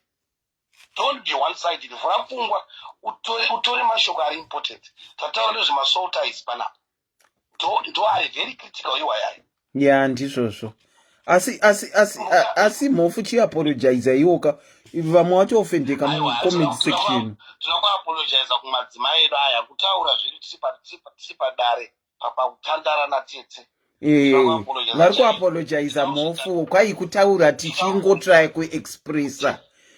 Kune vamwe vanotoda maJojo Tank nevamwe vanotodawo ndonda idzodzidzi. Saka kungo expressa, we shouldn't be offended by anything. Saka nai Mofu imimi pamakabuda mumba makaita move on mega here kana kuti makaita move on.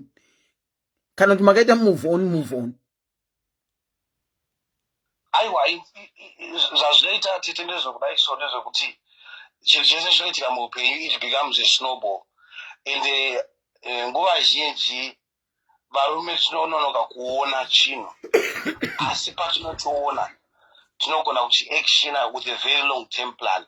Musikiro wedu varume vazhinji takasikwa tichiona a long term plan.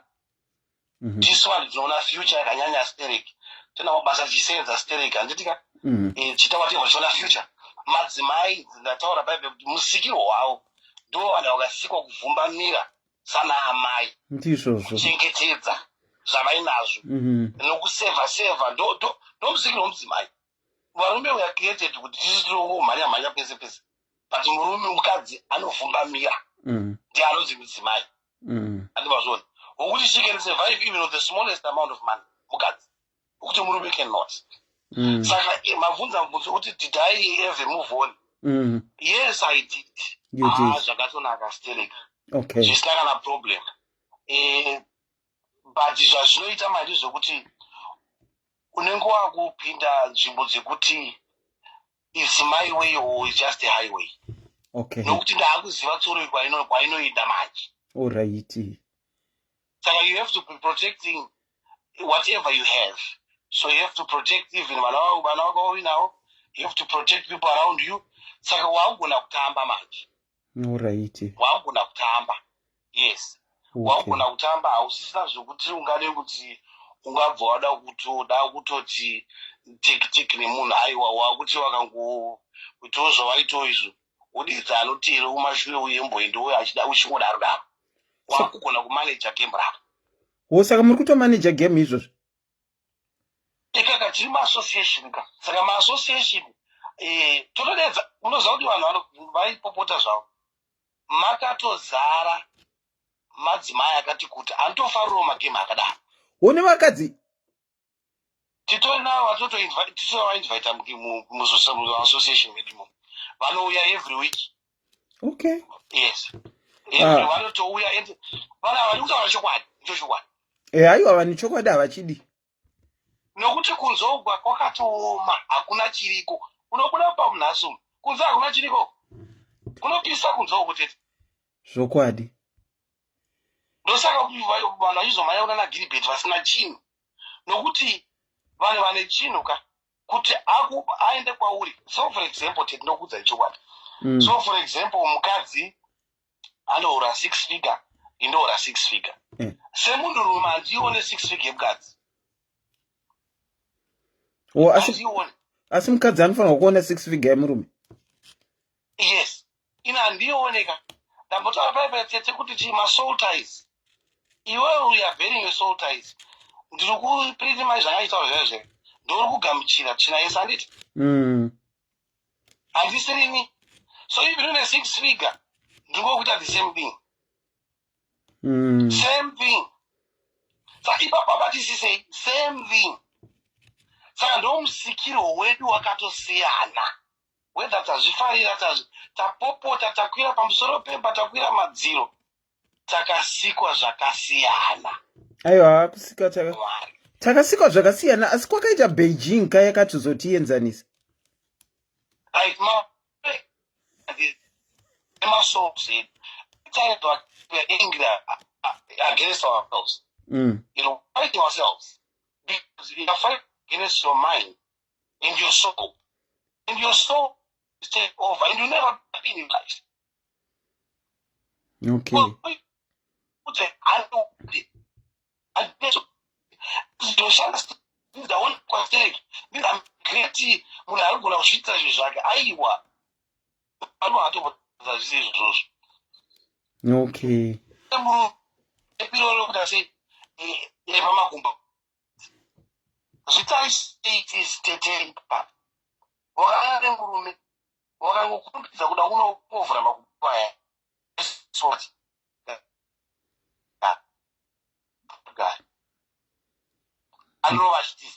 Right. So azabasa nekuti murume kurudzimai anenge aine mari yakawanda stereko chichi kwandiri semurume hazvina nebasa resezvo nokuti kana mubhaibheri makanzi murume ndiye achachengeta mukadzi haikona kuti mukadzi achengeta murume ndozvatava kutira kuita mazuva ano pata we can't define nature. We can't.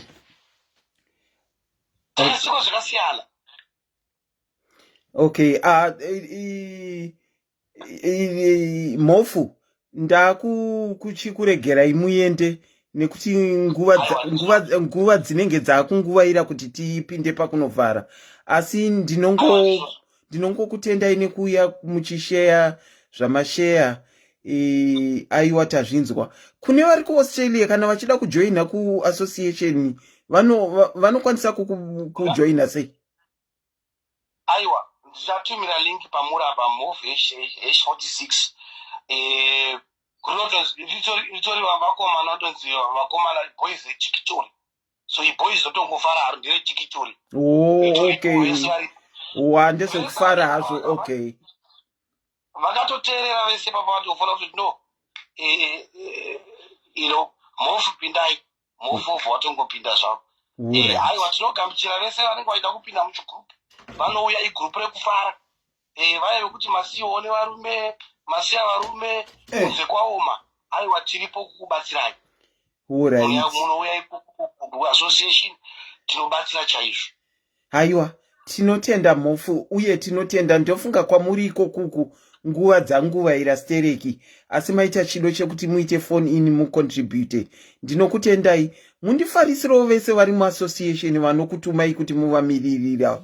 Muti kwaina antiselina vakateerera. Anafarai, anatopa mazita. Anafarai varipo. Ana Jabulani. Masteri ndiye kufara chete. Okay. Anafarai nana Jabulani varipo. Ana vese ana masango. Vanopinda mumasango. Vanenge varipo vese varipo. Ko ana mukoma masimba havamo imomo. Aiwa. Atiite izvozvo kai, nokuti irika unofanira kunge uri pa6 figure kai, haingopinda harisire murume wese wese kai. Apa hatisi kuda varume vese vese. It's specific value men. Haikona ava vese vese ava. Saka varume vakawanda havaripinde. Hai, mufarisa ana Jabulani nana Farai vese. Havaripo. Tinokutendai Mofu nekuti grace paprogram. Thank you so much. Thank you, bye. Okay, thank you.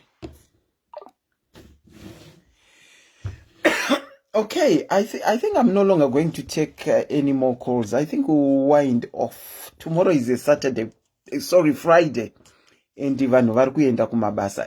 Tadhaivheta antiserina vanogara uchitaura kuti at times inini hangu I allow for diversion kuti tinzwe, especially kana tine varume vari kutigresa kudai.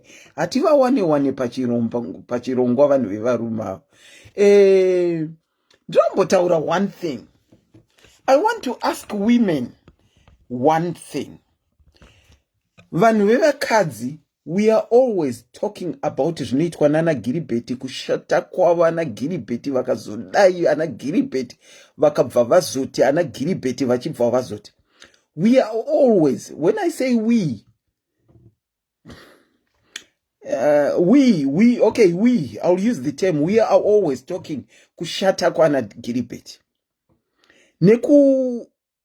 Even body shaming, tivati ane kadora, akazodai, ane zilumbu zvinoreva kuti yakanyura mukati. It's us women that are always talking about Anna Gilibert. Why is it whenever, I always say this. Why is it when it comes to Gilibert saying something about women, people tend to say they disrespect? Is it a one-way traffic here? Probably it's me who is confused. Teach me. A one-way traffic here. Why is it when men say something about women, they are deemed as disrespectful? They are deemed as they are deemed and called all sorts of names. But when we women demean Anna Gilibert, we never hear that. Why? Aiwa, ngatimbotaurira ichokwadi madzimai. Hatisi pakuwandisana. Ngatimbotaurira ichokwadi. Hatinotaura nezvana Gilbert day in day out. Most topics that we talk about tichidzikisira ana Gilbert. Asi kana ana Gilbert vakataura something in I don't mind being called a Jojo Tank. I'm one proud confident Jojo Tanky. Call all sorts of names that will not affect me. Let me check this call. Pamawada kutibatsirawo. Tinokuchingamidzai pachirongwa maswera sei.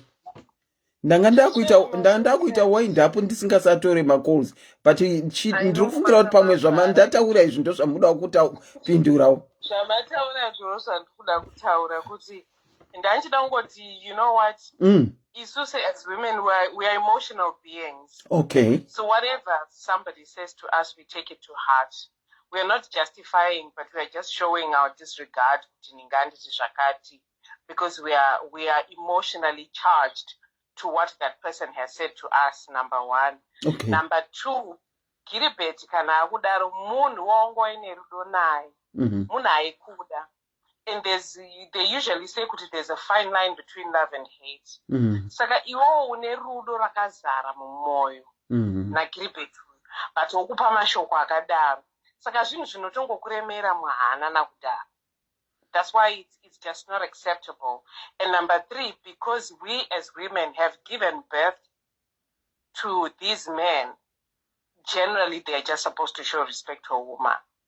Okay, so it's acceptable for us to be demeaning Varume, but it's not acceptable for them to be doing it to women. Is that what you are saying? I wouldn't say it's acceptable for us to demean Varume, but I'm just saying isusu as emotional beings, we tend to take things to heart. Whereas Gilbert chero mukamuti kadoraka anogona agonopedza vamwe vakadzi 10 vanenge vaudzwa futi kunzi Gilbert usiyana naye ane kadora but unoona mukadzi iye achingoenda ipapo chete because Gilbert does not take it to heart. Whereas isusu sevakadzi we take it to heart. Okay. Zvinhu zvinoti kudora moyo zviri serious. Okay, I when I was talking, I've distanced myself from that. I'm not affected by zvekunzi Jojo Tengi kana kunzi Serena wakafuta. Personally, I'm not someone who gets affected by that. Saka could it be I'm weird? No. It's because it's not the person you love that is saying that to you. Muna azvitaura hana basa nema asi moyo menyanjisele. Whereas kana ari munhu ari mumwoyo menyu anenge akazvitaura muchazvichengeta kusvikira mufe muguva chaimo. But auntie, here is my thing. Kana tichitaura tiri platform apa, when a man comes like this Mofu who was there and he spoke about Jojo Tank, I saw my comments that were being thrown left, right and center. Mofu avazi mumwoyo mevanhu vanga vari kukomenta kakuti ari kudisrespect. But that's what I'm saying. This is the emotional aspect of the woman coming out. Kuti somebody has offended me and I have a right to speak out. It's an offense that's taken emotionally. Okay. So we women, I don't know whether to say we women are emotional beings. Exactly. Women are emotional beings, and there are also women that can act like a mofu. Zvachitaurwa namofu kuti isusu ndisinodeposita vakadzi ndo vanotambira. It's not always the same. You have women who can jump from Tom to Dick to Harry in a space of 1 year. Ndasina ma feelings. Chari kuda senge vanhu vemazuva chari kuda imari nekuchengetwa.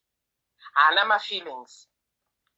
So that aspect of his, I would like to correct him and say even kuti he said kuti he's moved on, but I would want to ask him the question kuti wavanga vainayo wacho paka move on hazvina kuvarwadza here, because my soul ties go both ways. Whether you can say kuti you're depositing into a woman, but you are both producing. Mese muri kuproducer muri vairi. DNA zvakatotaurwa kunzi kana vanhu vari pakati penyaya, DNA inototransfer from one being to the other. True. Doma soul ties actually why. Okay. So you can't just say it's one-sided. It's not one-sided. It's both sides. You've noticed kuti varume vane short side, whereas vakadzi vane long side. Mukadzi anogona kuzviti, like he was saying, you can be in a 5-year relationship and it's going to take you a very long time to get your mind, your heart, just your being and your flesh out of that relationship. Whereas a man will move on. Wrong. A man will move on, but 2 years down the line or even a few months down the line, achadzoka to that same person.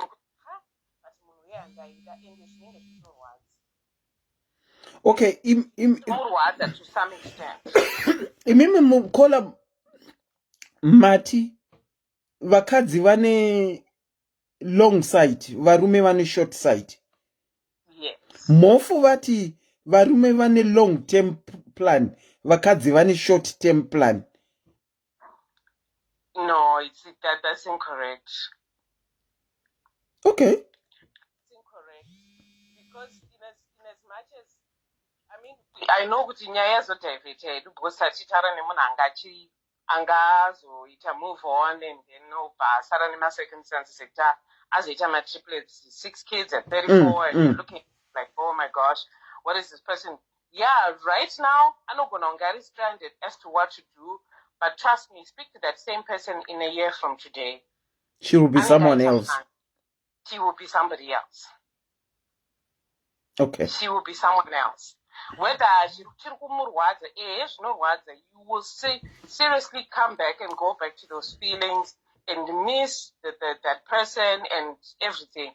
But your moving on is faster. Vakadzi vanomova kana azodecida kuti ndakumova on zvesho akutomova on. Hapasina zvekuzombodzoka zvinoitwa nevarume kuti anomboenda ozombodzoka woti but mukadzi wangu wekutanga weya ndianga ari mukadzi chaiye izvi zvandakazotorana nazvo izvi. Varume tend to compare and it's very to them anogona kumove on to the next relationship but anotanga kupika zvinhu kuti but mai tinovaita zvakati uye haagone kubikawo, mai tinovaiwa chahembe dzangu vachidzibeso uye haatogoni, ende kuti achiudza mukadzi munyowano wekuti iwe mai tinovaita zvakati hazvichaita because iwe wakasiya mai tino uchiti wakuda small house yawanaye, but iye mumusoro make nemumwoyo make anenge achivafunga. Okay. One last thing, caller. So are we concluding kuti because we are emotional beings, it's okay to go around bashing varume? No, it's not okay. It's not okay. Thank Just you. Just the same aspect that we don't accept it. It's not acceptable. Thank you. To the other sex for us to just go around bashing. No, it's not. Thank you, caller. A very good night to you, or a very good morning to where you are. Thank you so much. Thank you. Tinenge tatovhura imwe topic tiri panoka, but I wanted to wind up. Speaker tino kuchingamidza pachirongwa tanga takuda kuvhara zvino tinenge tazvivhurira imwe topic futa. Ndokumbira kuti mudzore radio iri kuseri kwenyu.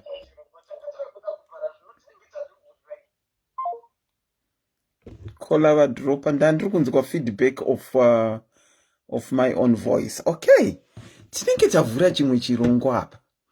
Inini ndati hangu inini handi affected name calling. But there are some people that get affected. Kola tino kuchingamidza pachirongwa. Radio iri kuseri kwenyu. Hello. Hello, tino kuchingamidza pachirongwa. Makadi andiselena. Tiri nani makadi kwa muri ikoko? Takasimba. Ndakakutumidzirai WhatsApp message amupinduri. Zvinodependa kuti makanditumidzira kupi, kana ndichishedzera kuti musanditumidzire panhamba yakati inhamba yemacalls chete zvokwadi handipindure. Aiwa, makatosendawo namba yangu naCheri kubva manditumidzira message kubva ndaresponda. Okay, ingange yanga iri nyaya yeyi? aiwa iyo ndekuti nditaure nemangu tiritu. Anyway, ndoda kungocontribute wangu ndiri kubasa saka ndenge ndichimbonzwa live on and off. Okay. Inini ndakafirwa nemurume 1997. Okay. 1999 kubva ndauya kunoku. Saka I didn't move on because moving on sometimes kana wine one if you are not a selfish mother you have to look at one wako. Okay. Sorry Mati, if you are not a selfish mother. Okay, if you are not a selfish mother, you have to look at your children first. Yes. Okay. Of which inini ndozva ndakaita. Okay. Ndakauya kuEngland 1999, then I brought my 3 girls 2001 wese vari 3. So takazotanga kuenda kuchikoro tamuno muEngland, vana vangu vachienda kuchikoro ndichienda kuchikoro. Okay. So vana vangu vazoita magraduates vazopedza chikoro. Wese vakusenza, they are all married now. Tinozvikudza. Kubva ndazosanganawo naGilbert. Okay. Yeah, so we are in the pipeline of getting married. But the full story just told the name, pane zvandoda kuzotaura nemi. That is about iyo nyaya iyoyi ndoda kuzotaura nemi. So if you can take my number again, mukatarisa number yangu mukatarisa paWhatsApp penyu munoona kuti makatonditumizira message then I responded. Okay, ndanota number yenyu. Let me take this opportunity to apologize if I didn't respond to you. Apologies from the bottom of my heart. I'll give you a call tomorrow at some point, anytime after 10:30, if that is okay. Kana kuti muri panaiti munopedza nguwai kana kuti munozomuka nguwai? Ndiri panight 10:30, about 10:30, 11:30 ndinoenda kuzorara nendichakamuka, but after then ndinozomuka around maybe kumafondo bika ndo ndiri kudzoka futi kunight. So kana mukakwanisa kundifonera before 11:30. Okay. Yeah. I'll certainly do that. And again, apologies. No, that's fine. Ndozoti munowandirwa. Tinowandirwa tiri munyika yevatorwa inei. Zvokwadi, thank you for accepting my apology. Until tomorrow, a very good night. But I don't know whether to say good night or not because imi muri pabasa. Aiwa, good night as well. A very good night to you. Night, yeah, great night. Thank you so much, Auntie Selina. But as well, I wanted to contribute kuti ndendiri munzira zvangu kuya kupasa ndikanzwa someone ati you can move on uri wega on your own. Okay. That's very true. You can move on for some time until zviro zvekuti unosangana nasomeone unozodanana naye then mozoita life maker ndezvamwari. Sometimes iwewe as a person, as a human being, you can say ndichatomboda kuzviziva zvevarume. Okay. Inini I did that for years. Since 1997 ndakazosangana naGilbert uyu ndisingatombozvifungiri. And then ndezvamwari zvekuzoti unozoti I was moving on my own and ndakumove on with someone else. Izvo tinozviisa kuna Mwari. Okay, once you say that, before we cut off, let me take you back to what you have said. Mati kumove on ndezvamwari. In the event that Mati makafirwa 1997. 1997 kuri kunzi makaona murume 98 99 makaona the same Gilbert wamina yeiko zvino zvaisaita. I was ndingati ndakaita mourn for over 10 years. I was still in mourning. So kana Mwari wazopindira kuti vanokunyaradza iwo wega mupune ukazosangana na someone ndo paunoti iya paunoaccepta. Okay. But usati wanyaradzwa, but manyaradzo anouya zvakasiyana siyana ende tinonyaradzwa nenguva dzakasiyana siyana. Before usati wanyaradzwa, especially kana watofirwa nasomeone wawaida, like in my instance, my husband died in a road accident. Oh, shame, sorry. Ndikangofonera kuti murume afa. And takati tiri vanhu vakange vatori kubuild a life. It was a terrible time. And even nanhasi ndakatarisa life yenyu yamakatora tichai murume wenyu. I still do that. You still do it? If you don't find a someone are compatible newe, you munenge musi kutofamba mlane imwe chete. But ukazowana someone anokuunderstanda kuti you had a past which was very good, and that someone is still in your life, and ndi baba wemwana wako, then akazounderstanda izvozvo ndosandati ndezvaMwari, because kana ukazowana someone anozviunderstanda unenge watomupiwa naMwari iyeye, and anenge azopati yekunyaradzwa kwako. Ndizvozvo. Asi pandandoda kungokuramba ndichidzokera nemwi zvandandiri kukubvunzai apa ndepekuti we have said we have agreed kuti tinonyaradzwa panguva dzakasiyana.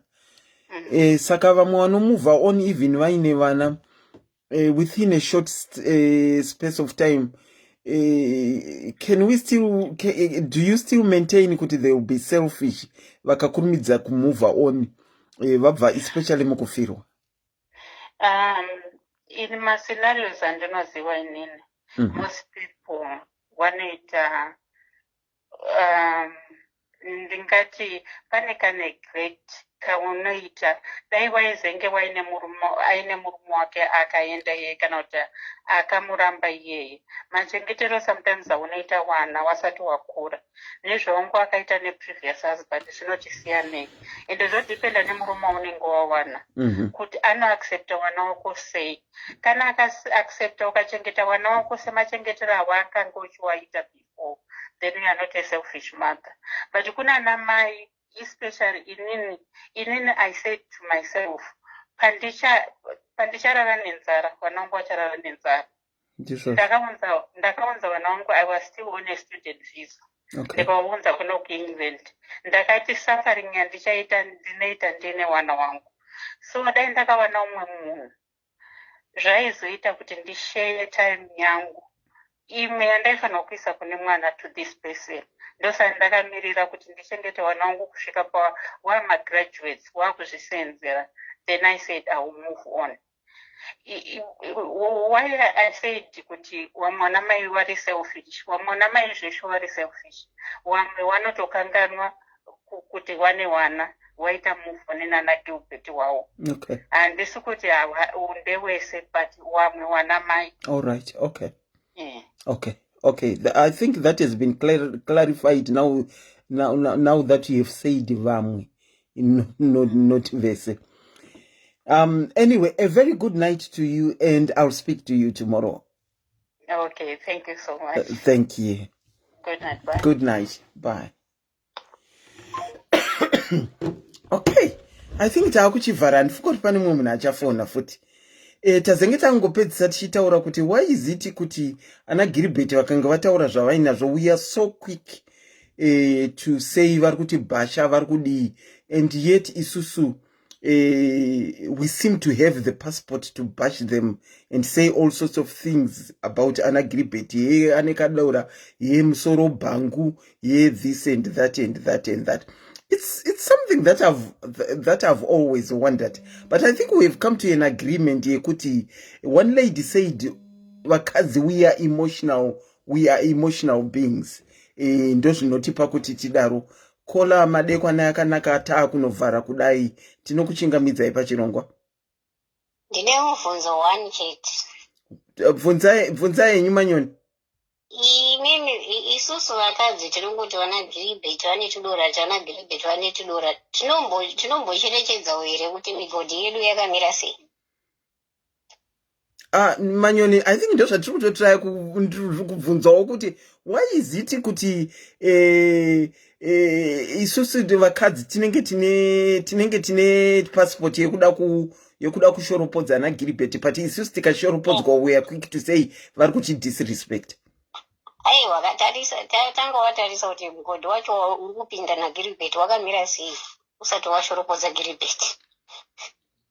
Asi unobvumira Manyoni, unozvionawo here zvandiri kutaura izvi kuti isusu vakadzi tinoda kushoropodza naGilbert, asi ivo vakatishoropodza inonzi disrespect.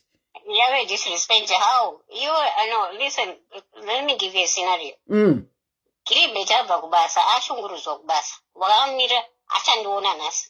Kumba, home is a home of peace. Apa wauya asvika kumba wakapfeka overalls. Saka what is there to come home for? Gilbert kana asvika kumba, make sure vana varara. Iwewe ita ukaluka ka. Wakabata bhodhoro rake rewine kana kuti restela kana revodka. Unompa choice yekuti uda kudya inini here kana kuti uda kudya chikafu. Handiti? Okay. Saka makuti hanzi Gilbert azonodya kuseri because hausi kumupa zvaari kuda Gilbert. Alright. Hausi kumupa zvaari kuda. And men are puppies. Men, you just have to fill his stomach and empty his bowls. Simple. Okay, but pa body shaming apa inini ndo pandiri kuramba kuti let's not say let's not be one sided. Takabarwa differently. Isusu tiratanzi vanandonda. Anditi. Love yourself first before somebody else loves you. True, I agree with you. Yeah, don't allow somebody's comments on you. You never amount to anything. Hey, that's you. That's your opinion, isn't it? That's your opinion. And as a Christian, I'll send it back to sender. Okay. Feature yangu idini aunduze zvinoitika muviri wangu aunduze kuti muviri wangu wakamira sei because you're not me.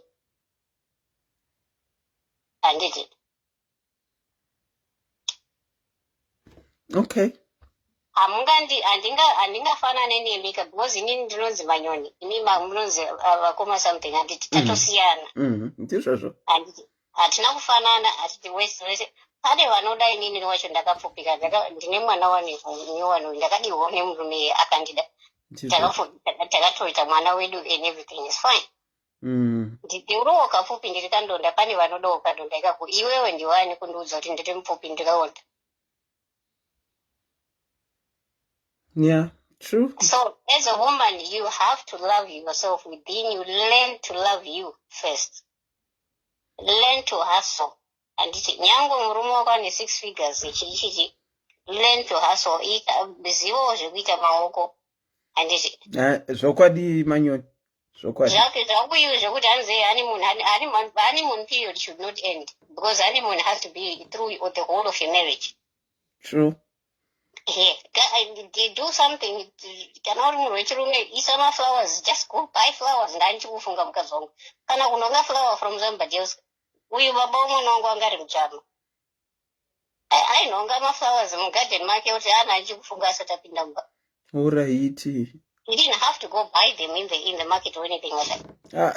Imi madzimai munobvuma kutenga kunongerwa mugarden Manyoni nyatsotaura shu. Aiwa, inini is the thought that counts. Vakadzi vangani vanofunga is the thought that counts. Inini, to be honest with you, I would rather marry a man asina chin. We build the palace together, not kuti I walk into your palace. Okay. Because kana takuenda pamberi apo takurambana takavakatiseso kuti toshe hafafu. I'm not walking out with nothing like the way I walked in. Ndo panozoita maabuse emotional abuse anokwanisa kunohora kwanodira boss atozoti mari ndezake. Hapana, hauna muromo, hauna chekutaura. Because you didn't contribute anything. Yeah, sterek. Anokuudza kuti wakandoona ndakadai so saka problem yako iri nechepari. True, Manyoni. True. Saka walk into a marriage une pfungwa kana usina anything ufamba une pfungwa uri marriage mumoti masenzi wanokupa bata zvinhu odzidza something, learn something. Zvekuti hanzi housewife is azvishandi. Mary nyango muchiswapa mashifts, you got that 2 minutes kuti mumboita jigi bedroom. Urosia mnaga guta uchienda ku night shift. Yeah, sure. You compromise. Apana zvekuti anzi I'm a housewife.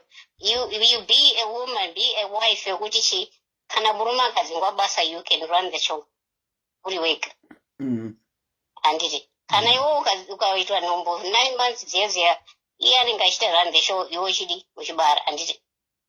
Zvekuti anzi murume wangu akadzingwa basa unotaura kumunhu nyika yese azvishande ndosaka pamarriages ari kubreaka. Keep your husband muremekedze. Asipo kana aripo pane vanhu especially muremekedze bozi and then nyaya dzekutaura nyaya dzemubedroom nevaneshamwari yako especially masingo anayo ndo vanenge vada kunzwawo zviri kuitika mubedroom yenyu saka ndo keep your bedroom stories in your bedroom. zveshuwa haiwa uri kurevesa manyoni haiwa ndofunga varipo ava vazvinzwa zviri kutaurwa namanyoni. Kune anakonda iye kana nesuwo masingo zvida kuinzwa anakonda iwe. Iwe manyoni ka zvakangoma aiwa waita basa manyoni we look after that. Saka musashorokodze vana Gilbert which check with me. So I have a friend of mine who's also my hairdresser. Akandiudza inini kuti if ndikanzwa kuti murume wangu he has cheated, I'm not going to bother the woman. I'm going to check myself with what is he missing pandiri chaenda kunotsvaga kunze. Okay. So she said, I'll check within me what is that I didn't do. Chafungoti she's better than I do. So rather than kuturunisana nemwe mukadzi nesana nemwe wako akanzi for better for worse pane time later worse. Ndizvozvo. Hey, Gilbert, look yourself first before you tell me Gilbert. Aiwa, thank you so much for sharing, Manyoni. Hey, take care.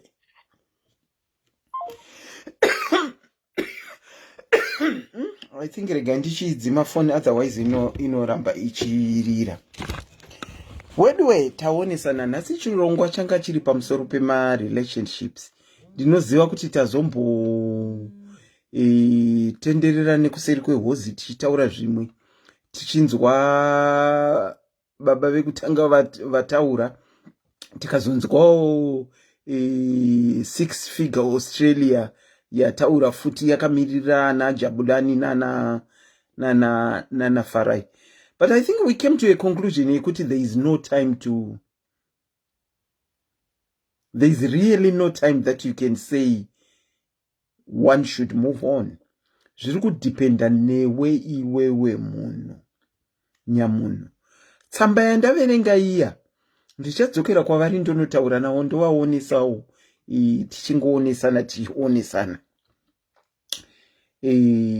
Asi tanga tichiruda kungoishandisa kuti tionesana kuti pane time here yekunzi unoita move on. Taona kuti hapana time. And then tazombopoya tazenge taakutaura zvekuti why is it isusu vanhu vevakadzi tinoda kufamba naGilbert asi tikafambwa tinoona seiri disrespect. I think we came to a conclusion yekuti vakadzi naturally they are emotional beings. But whilst I say that, I feel it's I'm not going to be liked by so many people by saying this.